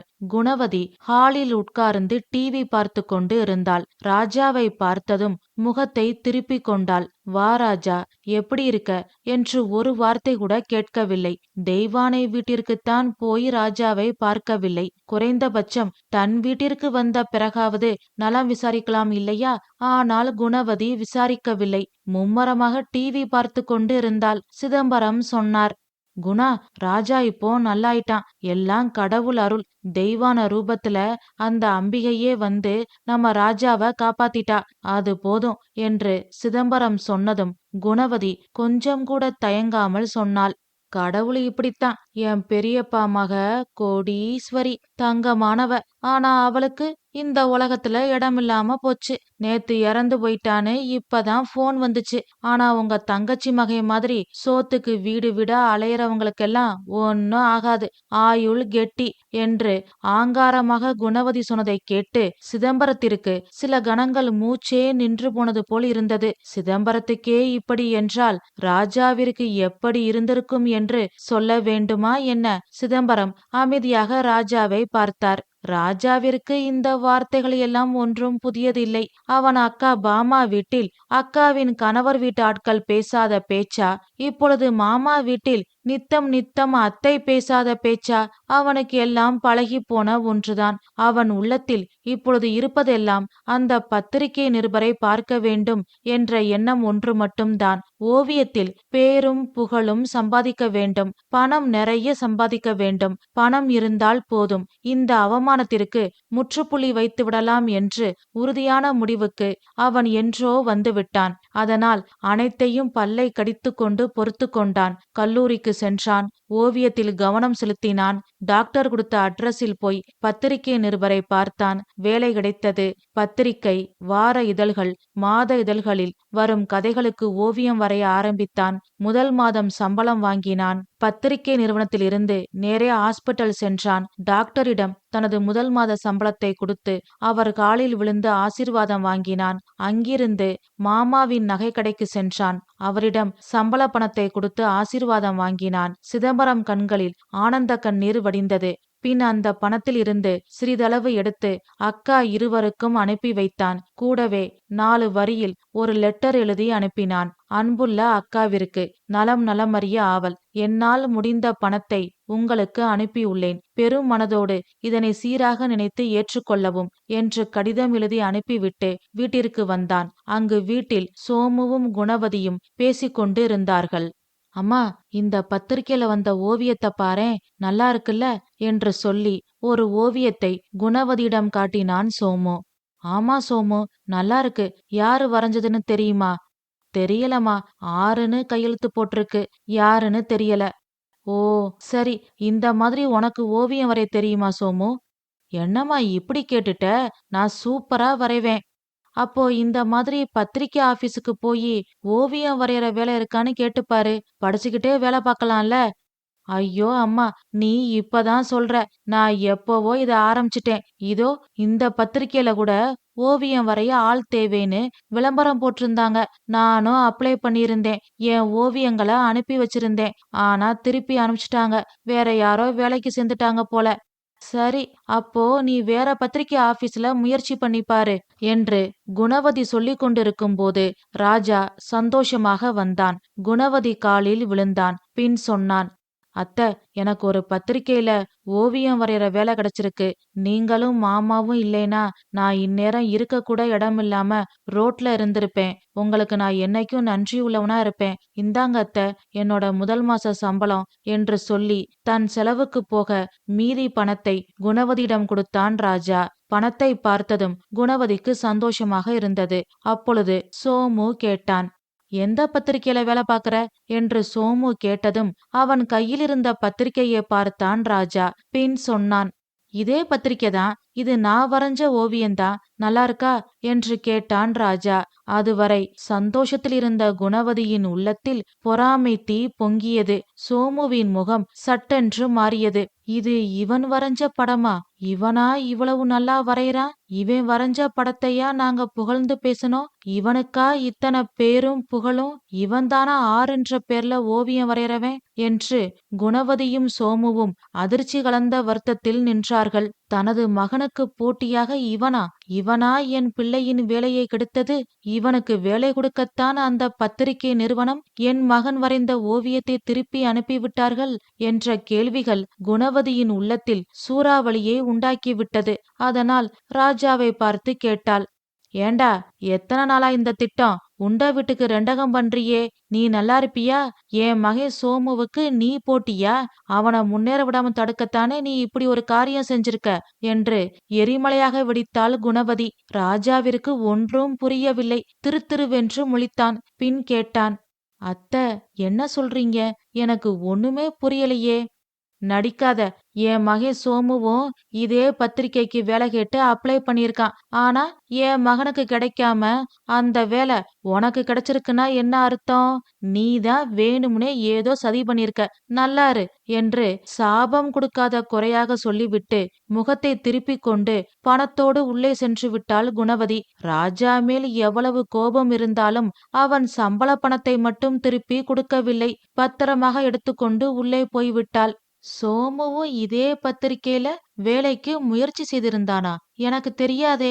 இது என்ன புது சோதனை என்று நினைத்து ராஜா இடிந்து போய்விட்டான். அப்பொழுது சோமு கேட்டான், உனக்கு எப்படி இந்த வேலை கிடைச்சது என்று சோமு கேட்டதும் டாக்டர் வீட்டில் நடந்த அனைத்தையும் ராஜா சொன்னான். சோமுவின் கண்களில் கனல் வீசியது. ராஜா மேலும் சொன்னான், டாக்டர் சொன்னதால மட்டும் எனக்கு வேலை கிடைக்கல. அங்க என்ன ஒரு கதைக்கு ஓவியம் வரைஞ்சு தர சொன்னாங்க. நான் ஓவியம் வரைஞ்சு கொடுத்தேன். நான் வரைஞ்ச ஓவியம் அவங்களுக்கு பிடிச்சு போச்சு. அப்புறம்தான் எனக்கு வேலை கொடுத்தாங்க. உன்னையும் நேர்ல வர சொல்லி ஓவியம் வரைய சொல்லியிருப்பாங்களே. ஆ, சொன்னாங்க சொன்னாங்க. நீ வரைஞ்சியா? என்ன சொன்னாங்க? அவங்களுக்கு இந்த காலத்து மாடர்ன் ஆர்ட் புரியல. அதனால என்ன வேண்டான்னு சொல்லிட்டாங்க. அது ஏன் தப்பு இல்ல. பூனை கண்ண மூடிக்கிட்டா உலகம் இருட்டாயிடுச்சுன்னு அர்த்தமா என்ன? அவங்களுக்கு நான் வரைஞ்ச ஓவியம் பிடிக்கலைனா அந்த ஓவியம் நல்லா இல்லைன்னு அர்த்தமா என்ன என்று கர்வமாக கேட்டான் சோமு. சரிதான் சோமு, இதுல ஏன் தப்பு என்ன இருக்கு? அத்தை ஏன் என்கிட்ட கோச்சுக்கணும்? ஆமா, தங்குறது சாப்பிடுறது எல்லாம் எங்க வீட்ல. ஆனா என்னோட வளர்ச்சிய தடுத்தா கோபம் வராதா? நான் எங்க தடுத்தேன்? நீயும் அந்த பத்திரிக்கையில வேலை கேட்டு இன்டர்வியூ போயிருக்கதே எனக்கு தெரியாதே. அப்புறம் எப்படி நான் உன் வளர்ச்சிய தடுக்க முடியும் என்று ராஜா கேட்டதும் குணவதி உள்ளிருந்து வந்தாள். ராஜா, என்ன எதிர்த்து எதிர்த்து பேசுற? சம்பாதிக்கிற தைரியமா என்று குணவதி கத்தவும் சிதம்பரம் வீட்டிற்குள் நுழையவும் சரியாக இருந்தது. பின் குணவதி அமைதியானாள். நடந்த அனைத்தையும் சிதம்பரம் விசாரித்தார். பின் சொன்னார், குணா, சோமு, ஏன் இப்படி பண்றீங்க? உங்க கொடுமைக்கு ஒரு அளவே இல்லையா? உங்க 2 பேருக்கும் ராஜா மேல ஏன் இவ்வளவு பொறாம? இத்தனை நாள் காசு கொடுக்காம ஓசில இருக்கான்னு அவனை பாடா படுத்துனீங்க. இப்ப அவனா சுயமா முயற்சி பண்ணி சம்பாதிச்சு பணம் கொண்டு வந்திருக்கான். இப்பவும் அவனை போட்டு கஷ்டப்படுத்துறீங்க. நம்ம கடைக்கு வந்த ஒரு பெரியவரு நம்ம ராஜா வரைஞ்ச ஓவியத்தை எப்படி பாராட்டுனாரு தெரியுமா? ஓவிய கண்காட்சி வைக்கணும், அதுல நம்ம ராஜாவோட ஓவியங்கள் எவ்வளவு விலை போகும் தெரியுமா? வெளிநாட்டுல இதுக்கு தங்க பதக்கமே கொடுப்பாங்கன்னு எப்படி பாராட்டுனாரு தெரியுமா? நான் சந்தோஷ பூரிப்புல வீட்டுக்கு வந்தேன். இங்க என்னடானா ச்சே என்று சிதம்பரம் சொல்லி முடிப்பதற்குள் குணவதி குறுக்கிட்டாள். என்ன மனுஷன் நீங்க? நம்ம பிள்ளையோட பொழப்புல உங்க தங்கச்சி மகன் மண்ணாளி போட்டிருக்கான்னு சொல்லிட்டு இருக்கோம். அவனுக்கு தங்க பதக்கம் கொடுப்பாங்கன்னு பாராட்டிக்கிட்டு இருக்கீங்க. நம்ம மகன் பெரியாள் ஆகணும், ஓவியத்துல ரவிவர்மா மாதிரி வரணும்னு நான் மனக்கோட்டை கட்டிக்கிட்டு இருந்தேன். உங்க தங்கச்சி மகன் அந்த கோட்டையை இடிச்சு சாச்சிட்டான் என்று கத்திவிட்டு குணவதி உள்ளே சென்றாள். ராஜாவை முறைத்து பார்த்து கொண்டே சோமுவும் அவனின் அறைக்கு சென்றான். சிதம்பரம் ராஜாவை பார்த்தார். உதட்டை அழுந்த கடித்துக்கொண்டு ஓசையின்றி அழுதான் ராஜா. அவன் முதுகில் ஆறுதலாக தட்டினார் சிதம்பரம். அத்தியாயம் 7. ஏற்கனவே ராஜாவை கண்டால் குணவதிக்கு பிடிக்காது. சாப்பாட்டு விஷயத்தில் ஆரம்பித்து அனைத்திலும் அவனுக்கு ஓரவஞ்சகம் செய்வாள். இப்பொழுது கேட்க வேண்டுமா? போதா குறைக்கு அம்மாவோடு மகன் சோமுவும் சேர்ந்து கொண்டான். ராஜாவை வாட்டி வதைத்தார்கள். ஆனால் ராஜா எதை பற்றியும் கவலைப்படவில்லை, கண்டுகொள்ளவில்லை. அவன் வேளையில் கண்ணும் கருத்துமாக இருந்தான். கல்லூரியில் நன்றாக படித்தான், பட்டம் வாங்கினான். அதே சமயம் பத்திரிகையிலும் படம் வரைந்தான். மாதம் சம்பளத்தை குணவதியிடம் கொடுத்து ஆசீர்வாதம் வாங்குவதை அவன் நிறுத்தவில்லை.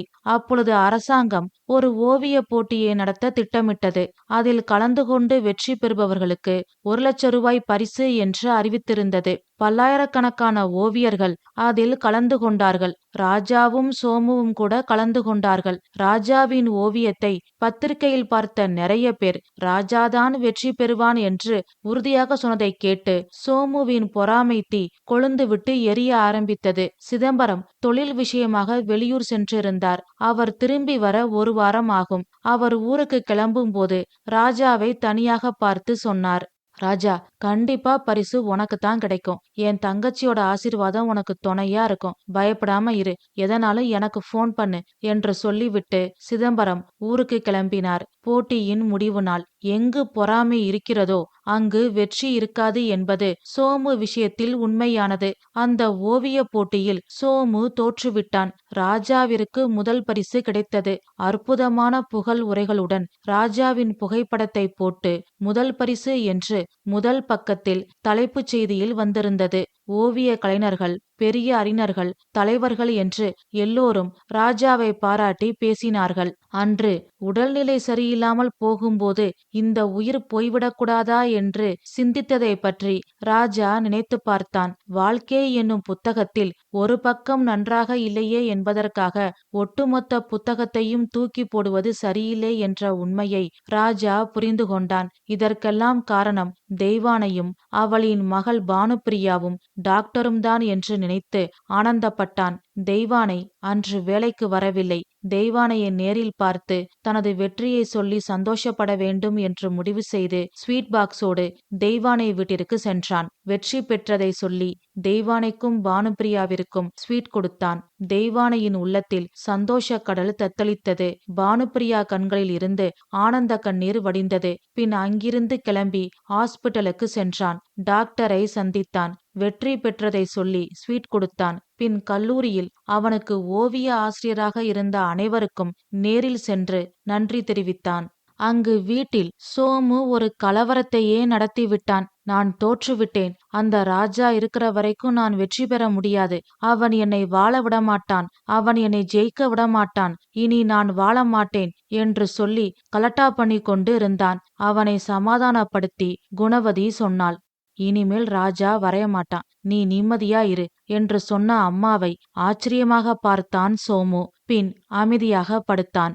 1,00,000 செக்கை வாங்கி கொண்டு ராஜா சந்தோஷமாக வீட்டிற்கு வந்தான். கண்டிப்பாக நாம் வெற்றி பெற்றதை நினைத்து அத்தை குணவதி சந்தோஷப்பட மாட்டாள் என்று ராஜாவிற்கு நன்றாக தெரியும். இருந்தாலும் அவளிடம் பணத்தை கொடுத்து அவள் காலில் விழுந்தான் ராஜா. அவனை அமைதியாக பார்த்தாள் குணவதி. பின் சொன்னாள். ராஜா, நாங்க உன்னை இத்தனை வருஷமா பாத்துக்கிட்டதுக்கு நீ இந்த மாதிரி பணம் கொடுத்து ஆசீர்வாதம் வாங்கினா சரியா போச்சுன்னு நினைக்கிற. உன் நன்றி கடன் தீந்து போச்சுன்னு நினைக்கிற. ஆனா உண்மைய சொல்ல போனா இதெல்லாம் உன் நன்றி கடனை தீக்காது. நான் கேக்குற ஒரு விஷயத்த நீ செய்யணும். அப்பதான் உன்னோட நன்றி கடன் தீரும். சொல்லுங்க அத்தை, உங்களுக்காக நான் என்ன வேணாலும் செய்வேன். உண்மையிலேயே நீ எங்கள மதிக்கிறதா இருந்தா இனிமே நீ ஓவியம் வரையக்கூடாது. என் மகன் சோமு ஓவியத்துறையில பெரியாள் ஆகணும். அதுக்காக நீ உன்னோட ஓவியத்தை விடணும். உன்னால அவன் மனசு உடைஞ்சு போய் உட்கார்ந்திருக்கான். அவன் எங்களுக்கு ஒரே ஆம்பளை பிள்ளை. எங்க குடும்பத்தோட வாரிசு. அவன் நல்லா இருக்கணும். அவனுக்கு ஒண்ணுன்னா என்னாலையும் உங்க மாமாவாலையும் தாங்கிக்க முடியாது. யாரும் இல்லாம நிர்கதியா நின்ன உன்னை வளர்த்த மாமாவோட வம்சத்தை வாரிச நீ அழிச்சிராத. எங்களுக்காக நீ இத செய்யணும் என்று குணவதி சிறிது தயக்கமோ தடுமாற்றமோ பயமோ இல்லாமல் சொன்னதை கேட்டதும் ராஜாவின் தலை வின் வின் என்று தெறிக்கத் தொடங்கியது. இப்பொழுதும் டாக்டரை பார்த்துவிட்டு வரும் வழியில் ஒரு புத்தக பதிப்பகத்தார் ராஜாவை சந்தித்தார். ஐம்பெரும் காப்பியங்கள் நூல்களை உரைநடையில் எழுதப் போவதாகவும் அதற்கான ஓவியங்களை வரைந்து கொடுக்கும்படியும் கேட்டார். ராஜாவும் சரி என்று சம்மதம் சொல்லிவிட்டு வந்தான். அது நினைவிற்கு வந்ததும் ராஜாவின் தலை சுற்றியது. மயக்கம் போட்டு கீழே விழுந்தான். இது அனைத்தையும் பார்த்து கொண்டிருந்த தெய்வானை ஓடி வந்தாள். ராஜாவின் முகத்தில் தண்ணீர் தெளித்தாள். அவன் கண் விழித்து பார்க்கும்போது எதிரில் ராமர் படம் இருந்தது. ராமாயணத்தில் பரதனுக்காக ராமனை காட்டுக்கு அனுப்ப சொன்ன கைகேயின் ஞாபகம் வந்தது. கைகேயி அவள் மகனுக்காக ராமனை காட்டுக்கு அனுப்பினாள். என் அத்தை அவள் மகனுக்காக என்னை ஓவியம் வரையக்கூடாது என்று சொல்கிறாள் என்ற எண்ணம் வந்ததும் அவன் விழிகளில் இருந்து கண்ணீர் துளிகள் திரண்டு நின்று அவனின் விழித்திரையை மறைத்தது. பின் மெதுவாக எழுந்தான். குணவதி கேட்டாள், என்னாச்சு? ஏன் மயக்கம் போட்டு விழுந்துட்ட என்று கேட்ட குணவதியை அமைதியாக பார்த்தான் ராஜா. ஓவியம் வரையக்கூடாது என்று அவள் சொன்ன வார்த்தைகள் அவனின் நாடி நரம்புகளை உலுக்கியது. பின் எதுவும் பேசாமல் அங்கிருந்து சென்றான். நாம கேட்டதுக்கு பதில் சொல்லாம நம்மள மதிக்காம ஒன்னும் சொல்லாம போறானே என்று நினைத்து குணவதி கோபப்பட்டாள். ஆனால் தெய்வானையின் உள்ளமோ துடித்தது. வீட்டிலிருந்து வெளியில் வந்த ராஜாதான் குழந்தையை காப்பாற்றப் போய் சுந்தரத்தின் கார் முன்னால் விழுந்தான். இதுதான் ராஜாவின் கதை. இதனை சுந்தரம், வனஜா, டிரைவர் கணேசனிடம் சொல்லி முடித்தான் ராஜா. ராஜாவின் கதையை கேட்டு சுந்தரம் வனஜா கண்களில் நீர் கோர்த்து இருந்தது. அத்தியாயம் 8. சுந்தரம் குடும்பத்தாரோடு ராஜாவும் கோவிலுக்கு சென்றான். திருக்கல்யாணத்தை பார்த்தான். வாழ்வின் போக்கே மாறப்போவது தெரியாமல் எந்த ஒரு சலனமும் இல்லாமல் கடவுளை கும்பிட்டு கொண்டிருந்தான். பிறகு சுந்தரம் வீட்டிற்கு வந்தார்கள். ராஜாவை பார்த்து சுந்தரம் கேட்டார், இப்போ என்ன முடிவு பண்ண போற? தெரியல சார், எந்த ஐடியாவும் இல்ல. நீ தொடர்ந்து வரைய போறியா? இல்ல சார் என்று ராஜா சொன்னதும் சுந்தரமும் வனஜாவும் அதிர்ச்சியுற்றார்கள். சுந்தரம் கேட்டார், ஏன் ராஜா? என்னை எங்க வீட்ல யாருமே வச்சுக்கல சார். என்னை எல்லாரும் பாரமா நினைச்சாங்க. அந்த நிலைமையில என்னை ஆதரிச்சு அடைக்கலம் கொடுத்தது என் சிதம்பரம் மாமா தான் சார். கூட பிறந்தவங்களே என்னை வேண்டாம்னு ஒதுக்கும் போது தங்கச்சி மகன்ற ஒரே காரணத்துக்காக எனக்கு அடைக்கலம் கொடுத்தாரு. அதோட மட்டும் இல்ல, அத்தை குணவதிக்கு என்னை கண்டாலே பிடிக்காது. என்னால நித்தம் மாமாவுக்கும் அத்தைக்கும் சண்டை வரும். அத்தனை எதிர்ப்பையும் மீறி என்னை ஓவிய கல்லூரியில சேர்த்து படிக்க வச்சாரு. எனக்கு போன் வாங்கி கொடுத்தாரு. இப்படிப்பட்ட மாமாவுக்கு நான் என்ன சார் செய்ய போறேன்? அப்படியே நான் திருப்பி செஞ்சாலும் அந்த நன்றி கடன் தீந்துருமா என்ன? நான் தொடர்ந்து வரைஞ்சா சோமு முட்டாள்தனமா ஏதாவது முடிவெடுப்பான் சார். என்னால என் மாமாவோட வம்சம் அழிஞ்சு போக கூடாது. என் மாமாவுக்காக நான் உயிரையே கொடுப்பேன். அப்படி இருக்கும்போது என் உயிருக்கு சமமான ஓவியத்தை விட மாட்டானா சார்? அதனால நான் இனி வரைய மாட்டேன் சார் என்று சொன்ன ராஜாவை பெருமையாக பார்த்தார்கள் சுந்தரமும் வனஜாவும். பின் சுந்தரம் சொன்னார், சரி ராஜா, உன் விருப்பம். நான் பெரிய பிசினஸ் மேன். எங்களுக்கு குழந்தை பாக்கியம் இல்ல. நீ ரொம்ப நல்லவனா இருக்க. நீ எங்களுக்கு மகனா எங்க கூடவே இரு. எங்க பிசினஸ பாத்துக்க. உனக்கு சம்மதம்னா செய். நாங்க கட்டாயப்படுத்தல என்று சுந்தரம் சொன்னதும் ராஜா அழுதான். சுந்தரத்தின் கையை பிடித்து கொண்டு நன்றி சொன்னான். அங்கு சிதம்பரம் வீட்டில் வெளியில் சென்ற ராஜா எப்பொழுது வருவான், தனக்கு என்ன பதில் சொல்வான் என்று எதிர்பார்த்து காத்திருந்தாள் குணவதி. இரவு வெகுநேரமாகியும் ராஜா திரும்பி வரவில்லை. சிதம்பரம் தொழில் விஷயமாக வெளியூர் சென்றிருந்ததால் அன்று எந்த பிரச்சனையும் இல்லை. ராஜா வீட்டை விட்டு சென்றதை குணவதியோ அவளின் மகனோ சிதம்பரத்திற்கு போனில் கூட சொல்லவில்லை. நாட்கள் ஓடியது. ராஜா வீட்டை விட்டு போய் 5 நாட்கள் ஆனது. ராஜாவின் ரசிகர்கள் பத்திரிகை நிருபர்கள், அவன் வேலை பார்க்கும் பத்திரிகையில் இருந்த ஆட்கள் என்று யாராவது தினம் தினம் வந்து ராஜாவை பற்றி விசாரித்து கொண்டு இருந்தார்கள். குணவதிக்கு குற்ற உணர்ச்சியாக இருந்தது. சோமுவிடம் கேட்டாள், இது என்னடா வம்பா இருக்கு? ராஜாவை தேடிக்கிட்டு ஆட்கள் வந்துகிட்டே இருக்காங்க. அவன் எங்க போயிருப்பான்? ஆமா, போறதுக்கு அவனுக்கு எங்க இடம் இருக்கு? இனி யார் யார பார்த்து காக்கா பிடிக்க முடியும்னு பார்க்க போயிருப்பான். இன்னும் நிறைய படம் வரைஞ்சு லட்சம் லட்சமா சம்பாதிக்க போயிருப்பான். என்ன அடியோட மட்டம் தட்டி புதைக்கிறதுக்காகவே பிறந்தவன் அவன். அவன் எங்க போனா நமக்கென்ன? நேத்து கூட நான் ஒரு பத்திரிக்கைக்கு படம் வரைஞ்சு எடுத்துட்டு போனேன். அங்க இருந்த ஆளு என்னை அவமானப்படுத்தி அனுப்பிட்டான். போதா குறைக்கு இந்த ராஜாவோட ஓவியத்தையும் என் ஓவியத்தையும் ஒப்பிட்டு பேசி ராஜாவோட ஓவியத்தை புகழ்ந்து பேசுறான். அம்மா, இப்ப சொல்றேன், நல்லா கேட்டுக்கோ. என் வாழ்க்கைய அழிச்சு என் தொழில மண்ண போட்ட பாவி இனி இந்த வீட்ல இருக்கக்கூடாது. அப்படி இருந்தா நான் எங்காவது ஓடி போயிருவேன் என்று கத்தினான். டேய், அப்படி எதுவும் செஞ்சிராத. உங்க அப்பா வந்தா என்ன சொல்றதுன்னு தான் நான் பயப்படுறேன் என்று குணவதி சொல்லிக் கொண்டிருக்கும் போது அங்கு தெய்வானை வந்தாள். அம்மா, ராஜா தம்பி எனக்கு ஃபோன் பண்ணுச்சு. ஏதோ வாட்ஸ்அப்ல உங்களுக்கு மெசேஜ் அனுப்பியிருக்கான். அத உங்களை பார்க்க சொன்னுச்சு என்று தெய்வானை சொல்லிவிட்டு சமையல் அறைக்குள் சென்று விட்டாள். பின் வேகமாக குணவதியின் போனை எடுத்தான் சோமு. வாட்ஸ்அப்பில் ராஜா அனுப்பிய மெசேஜை படிக்க ஆரம்பித்தார்கள். அத்தை சோமு, நீங்கள் கவலைப்பட வேண்டாம். இனி நான் வரைய மாட்டேன். ஆத்திரத்தில் என் கையை ஒடிக்காமல் என்னை வரைய வேண்டாம் என்று சொன்னதோடு நிறுத்தி கொண்டதற்கு கோடான கோடி நன்றி. இனி என்னை பற்றி நீங்கள் யாரும் கவலைப்பட வேண்டாம். மரம் வைத்தவன் தண்ணீர் ஊற்றுவான் என்ற நம்பிக்கையோடு விதி வழியே வாழ்வை ஓடவிட முடிவெடுத்து விட்டேன். இந்த முடிவு கூட என் மாமாவிற்காகத்தான் நான் எடுத்தேன். கூட பிறந்தவர்களே வெறுத்து ஒதுக்கிய பிறகும் என்னை ஆதரித்து அடைக்கலம் கொடுத்த என் மாமாவிற்கு நான் செய்யும் நன்றி கடன் இதுதான் என்று ராஜா அனுப்பிய மெசேஜை குணவதியும் சோமுவும் படித்தார்கள். சோமு சந்தோஷத்தில் துள்ளி குதித்தான்.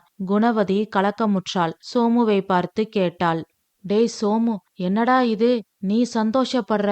உங்க அப்பா வந்தா என்ன ஆகும்னு எனக்கு பயமா இருக்கு. அன்னைக்கு நீ பண்ண கலட்டாவுல நீதான் முக்கியம்னு அப்படி ஒரு முடிவு எடுத்து ராஜா கிட்ட பேசிட்டேன். இப்போ என்னவோ மாதிரி இருக்கு.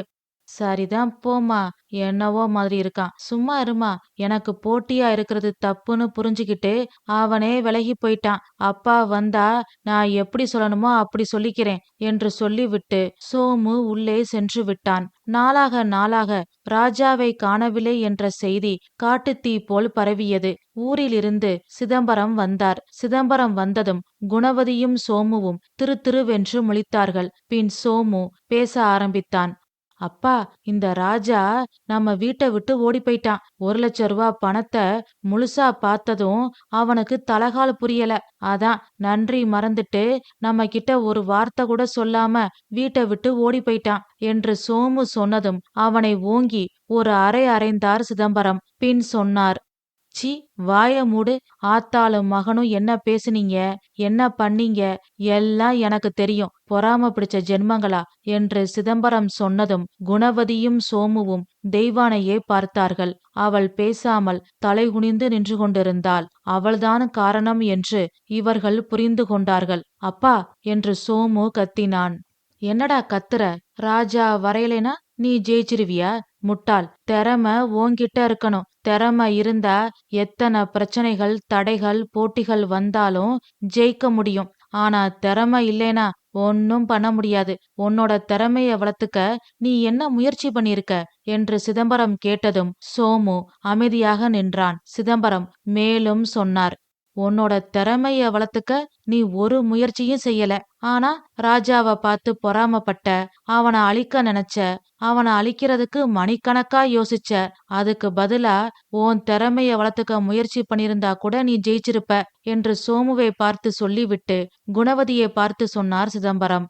முதல் முறையா உனக்கு புருஷனா இருக்கிறத நினைச்சு வெக்கப்படுறேன். அவமானமா இருக்கு. பேருல மட்டும்தான் குணம் இருக்குன்னு தெரிஞ்சிருந்தா சத்தியமா உன்னை கல்யாணம் பண்ணிருக்க மாட்டேன். நல்ல வேலை நம்ம பொண்ண ஹாஸ்டல்ல சேர்த்துட்டேன். இல்லைனா உன்னை பார்த்து அவளும் பொறாம பிடிச்சு திரிஞ்சிருப்பா என்று சொல்லிவிட்டு சிதம்பரம் உள்ளே சென்றார். குணவதி அழுதாள். ஆனால் சோமு கண்டுகொள்ளவில்லை. தொடர்ந்து வரைந்து பத்திரிகைகளுக்கு அனுப்பினான். போட்டிகளுக்கு அனுப்பினான். அனைத்தும் நன்றாக இல்லை என்று திருப்பி வந்துவிட்டன.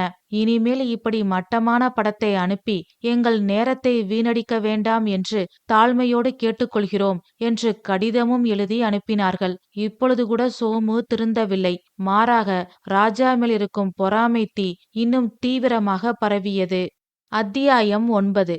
இந்த உலகத்தில் தினம் தினம் நடந்து கொண்டிருக்கும் நன்மை தீமைகளை பற்றி கவலைப்படாமல் நான் என் வேலையை ஒழுங்காக செய்து கொண்டிருப்பேன், என்னை யாராலும் தடுக்க முடியாது என்ற உறுதியோடு ஓடிக்கொண்டிருந்தது காலம். ஆம், ராஜா வீட்டை விட்டு சென்று 9 மாதங்களுக்கு மேல் ஆகிவிட்டது. ராஜா வேலை பார்த்த அதே பத்திரிகை நிறுவனத்தில் தாமும் வேலை பார்த்து அவனைப் போல் பேரும் புகழும் சம்பாதிக்க வேண்டும் என்று சோமு முடிவெடுத்தான். அதனால் சில ஓவியங்களை வரைந்து கொண்டு அந்த பத்திரிகை நிறுவனத்திற்கு சென்றான். அங்கிருந்த நிருபரிடம் ஓவியங்களை கொடுத்தான். அவர் ஓவியங்களை பார்த்துவிட்டு சோமுவிடம் சொன்னார், சார், தப்பா நினைச்சுக்காதீங்க, இதெல்லாம் பத்திரிக்கையில போட முடியாது, நீங்க கிளம்பலாம்.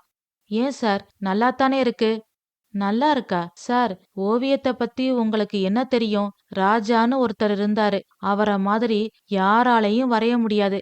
நேர்ல பாக்குற மாதிரி தத்துருவமா வரைவாரு. ஓவியம் ஒரு கலை, அது தானா வரணும் என்று அவர் சொல்லிக் கொண்டிருக்கும் போதே அந்த பத்திரிகையில் வேலை பார்த்து கொண்டிருக்கும் இன்னொரு நபர் சொன்னார், ஆமா சார், ராஜா சாரு ரொம்ப நல்லா ஓவியம் வரைவாரு. நல்ல மனுஷன், சத்தமா கூட பேச மாட்டாரு. அவருக்கு அப்பா அம்மா இல்ல, மாமா வீட்ல தான் இருந்தாரு. அத்தை கிட்ட அடிமை மாதிரி இருந்தாரு. பல கஷ்டங்களை தாங்கிக்கிட்டு இந்த ஓவிய கலைய படிச்சிருக்காரு. அந்த அத்தையும் அவளோட பையனும் நல்லவங்க இல்லையாம். அவங்கதான் ராஜா சார ஏதோ பண்ணிட்டாங்கன்னு ஊருக்குள்ள பேசிக்கிறாங்க என்று அவர் சொன்னதை கேட்டு சோமுவின் முகத்தில் குற்ற உணர்ச்சி மின்னலிட்டு மறைந்தது. அவனையும் அறியாமல் நடுங்கினான். பின் வரைந்த ஓவியத்தை எடுத்துக்கொண்டு வீட்டை நோக்கி நடந்தான். அவன் மனம் ஒரு நிலையில் இல்லை. ஏதோ இனம் புரியாத சஞ்சலம். வீட்டிற்கு வந்தான். போலீஸ் அதிகாரிகள் நின்று கொண்டிருந்தார்கள். ஊரே ஒன்று கூடியிருந்தது. சோமு பரபரப்பாக வந்தான். தெய்வானை அழுது கொண்டு இருந்தாள். நடந்தது என்னவென்று சோமு விசாரித்தான். நகைக்கடையிலிருந்து நகையெல்லாம் திருட்டு போயிருச்சுன்னு பெரியய்யாவுக்கு நியூஸ் வந்தது. அதிர்ச்சியில நெஞ்ச பிடிச்சுக்கிட்டு உட்கார்ந்துட்டாரு. அவரை ஹாஸ்பிட்டலுக்கு கூட்டிட்டு போயிருக்காங்க. கூட குணவதி அம்மாவும் போயிருக்காங்க. விசாரணைக்காக போலீஸ் அதிகாரிகள் வந்திருக்காங்க என்று தெய்வானை சொன்னதும் தலையில் இடி விழுந்தது போல் அதிர்ச்சியில் உறைந்து விட்டான் சோமு. அப்பொழுது ஊர் மக்கள் சிலரின் பேச்சுக்கள் தெளிவாக சோமுவிற்கு கேட்டது. எலியோர வலியோர் அடிச்சா அந்த வலியோர தெய்வம் அடிக்கும்னு சும்மாவா சொன்னாங்க? பாவம் ராஜா, அவனை என்ன பாடுபடுத்தினாங்க. அதோட விளைவுதான் இது. அவன் பாவம் சும்மா விடாது, கடவுள் இருக்கான் என்று ஊர் மக்கள் சொல்லிய ஒவ்வொரு வார்த்தைகளும் அம்பு போல் ஈட்டி போல் சோமுவின் உள்ளத்தை குத்தி வதைத்தது. சற்று முன்பு பத்திரிகை அலுவலகத்தில் நிருபரும் இன்னொருவரும் சொல்லிய வார்த்தைகள் மீண்டும் அவன் காதில் ஒலித்தது. அப்பா அம்மா இல்லாம, அன்பு கிடைக்காம, தன்னோட அம்மா கிட்ட ஏச்சும் பேச்சும் வாங்கிக்கிட்டு சதா கண்ணீர் விட்டு வருத்தப்பட்டு தவித்த ராஜாவை நினைத்து பார்த்தான் சோமு.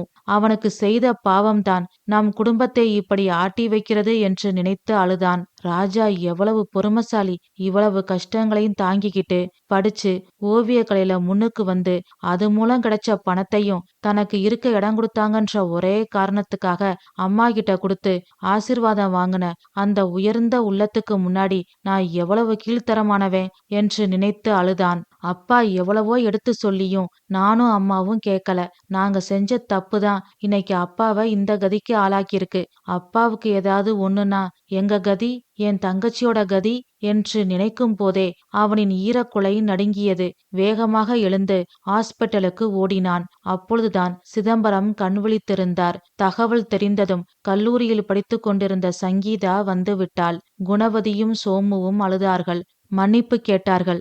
நாட்கள் ஓடியது. சிதம்பரம் குணமானார். வீட்டிற்கு அழைத்து வந்தார்கள். நகைக்கடையில் திருட்டு போனது தெரிந்ததும் குணவதியின் தம்பி செல்வம் தலைமறைவு ஆகிவிட்டான். அவனை போலீஸ் தேடிக்கொண்டு இருக்கிறது. திருடர்களையும் பிடிக்க முடியவில்லை. திருட்டுப்போன பொருளும் கிடைக்கவில்லை. பெரும் நஷ்டம். தெய்வானைக்கு சம்பளம் கொடுப்பதற்கு கூட சிதம்பரத்தால் முடியவில்லை. அதனால் தெய்வானையை வேலையை விட்டு நிறுத்திவிட்டார்கள். வீட்டை விற்று கடனை அடைத்துவிட்டு வாடகை வீட்டிற்கு குடிபோனார்கள். சிதம்பரம் பித்து பிடித்தவர் போல் உட்கார்ந்திருந்தார். சோமு செய்வது அறியாமல் இருந்தான். குணவதி சோமுவிடம் பேசினாள். இப்படியே இருந்தா எப்படிப்பா குடும்பத்தை நடத்தணும்?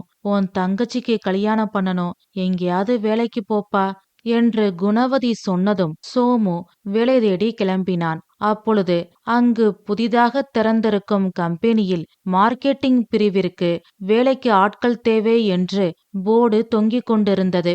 உள்ளே சென்றான். சுந்தரம் இண்டஸ்ட்ரீஸ் என்று இருந்தது. சோமு உள்ளே சென்றான். வரவேற்பறையில் ஒரு பெண் இருந்தாள். அவளிடம் வேலை தேடி வந்திருப்பதாக சொன்னான். அந்த பெண் போனில் மேல் அதிகாரியுடன் பேசினாள். பின் சோமுவை மேனேஜிங் டைரக்டர் அறைக்கு போக சொன்னாள். மே கம்மின் சார்? எஸ் கம்மின் என்று பதில் வந்ததும் சோமு உள்ளே வந்தான். சோமுவும் மேனேஜிங் டைரக்டரும் ஒருவரை ஒருவர் பார்த்து கொண்டார்கள். இருவருக்கும் பேரதிர்ச்சி. அங்கு மேனேஜிங் டைரக்டராக இருந்தது ராஜா. சோமு, நீயா? நீ எதுக்கு மார்க்கெட்டிங் வேலைக்கு வந்த? உன்னோட ஓவியக்கலை என்னாச்சு? மாமா, அத்தை எல்லாரும் எப்படி இருக்காங்க என்று அடுக்கடுக்காக கேள்விகளை கேட்டான் ராஜா. சில நிமிஷங்கள் சோமுவால் பேச முடியவில்லை. பின் தட்டு தடுமாறி திக்கி திணறி பேசினான். ராஜா, என்ன மன்னிச்சிரு. உனக்கு செஞ்ச துரோகத்துக்குத்தான் நாங்க இப்படி கஷ்டப்படுறோம் என்று நடந்த அனைத்தையும் ஒன்று விடாமல் சொன்னான் சோமு.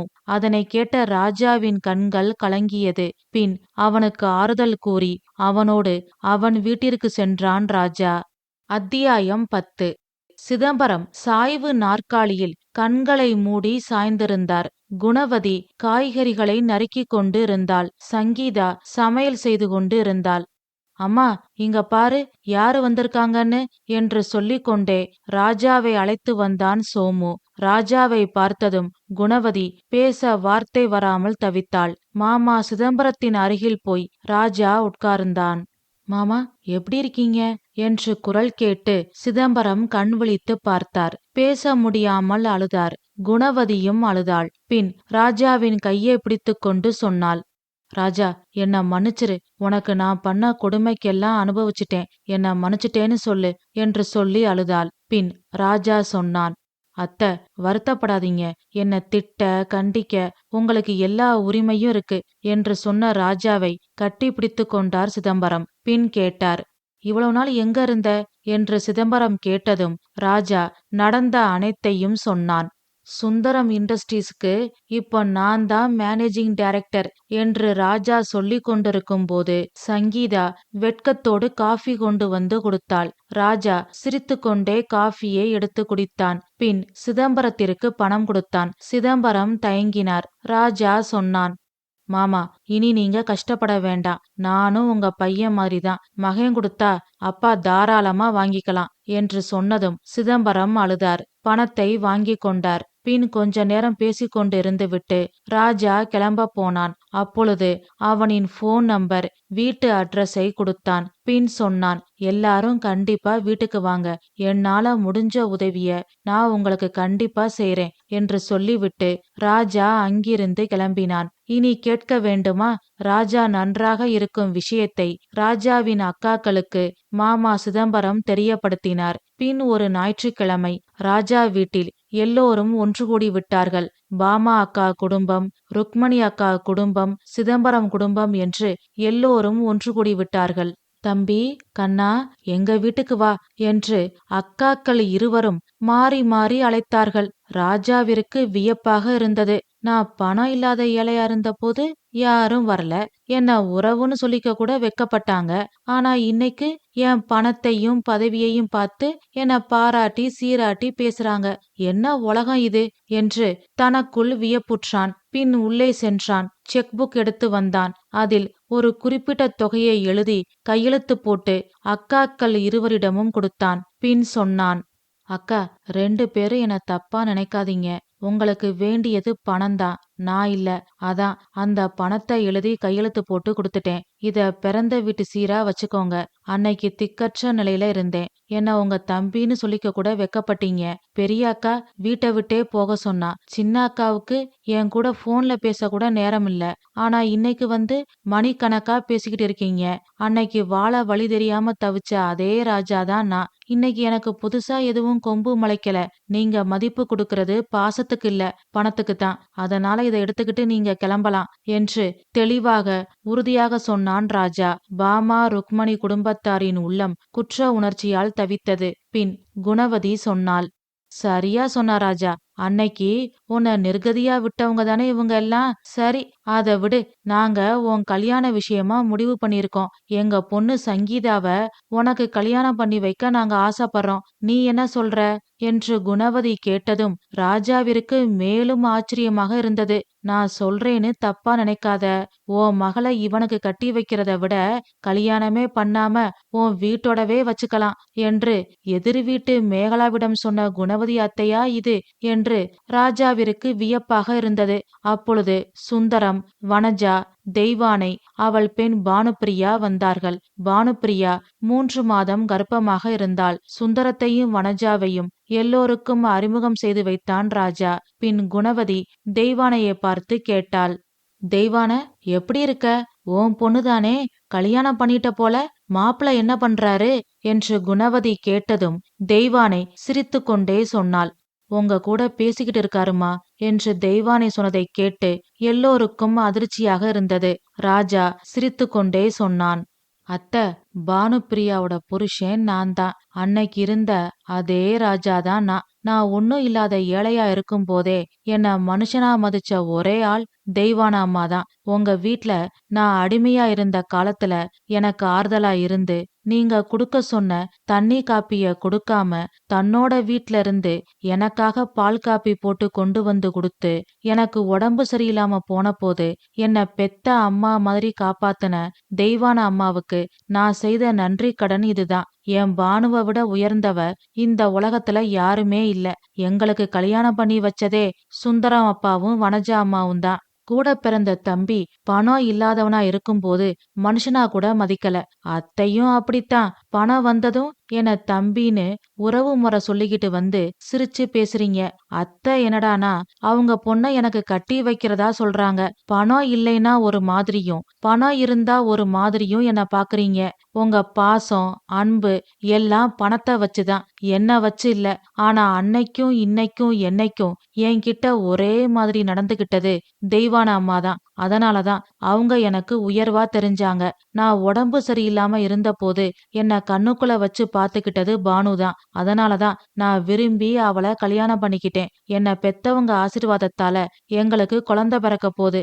எங்களை ஆசீர்வாதம் பண்ணுங்க என்றான் ராஜா. எல்லோரும் முகத்திலும் ஏமாற்றத்தின் எதிரொலி தெரிந்தது.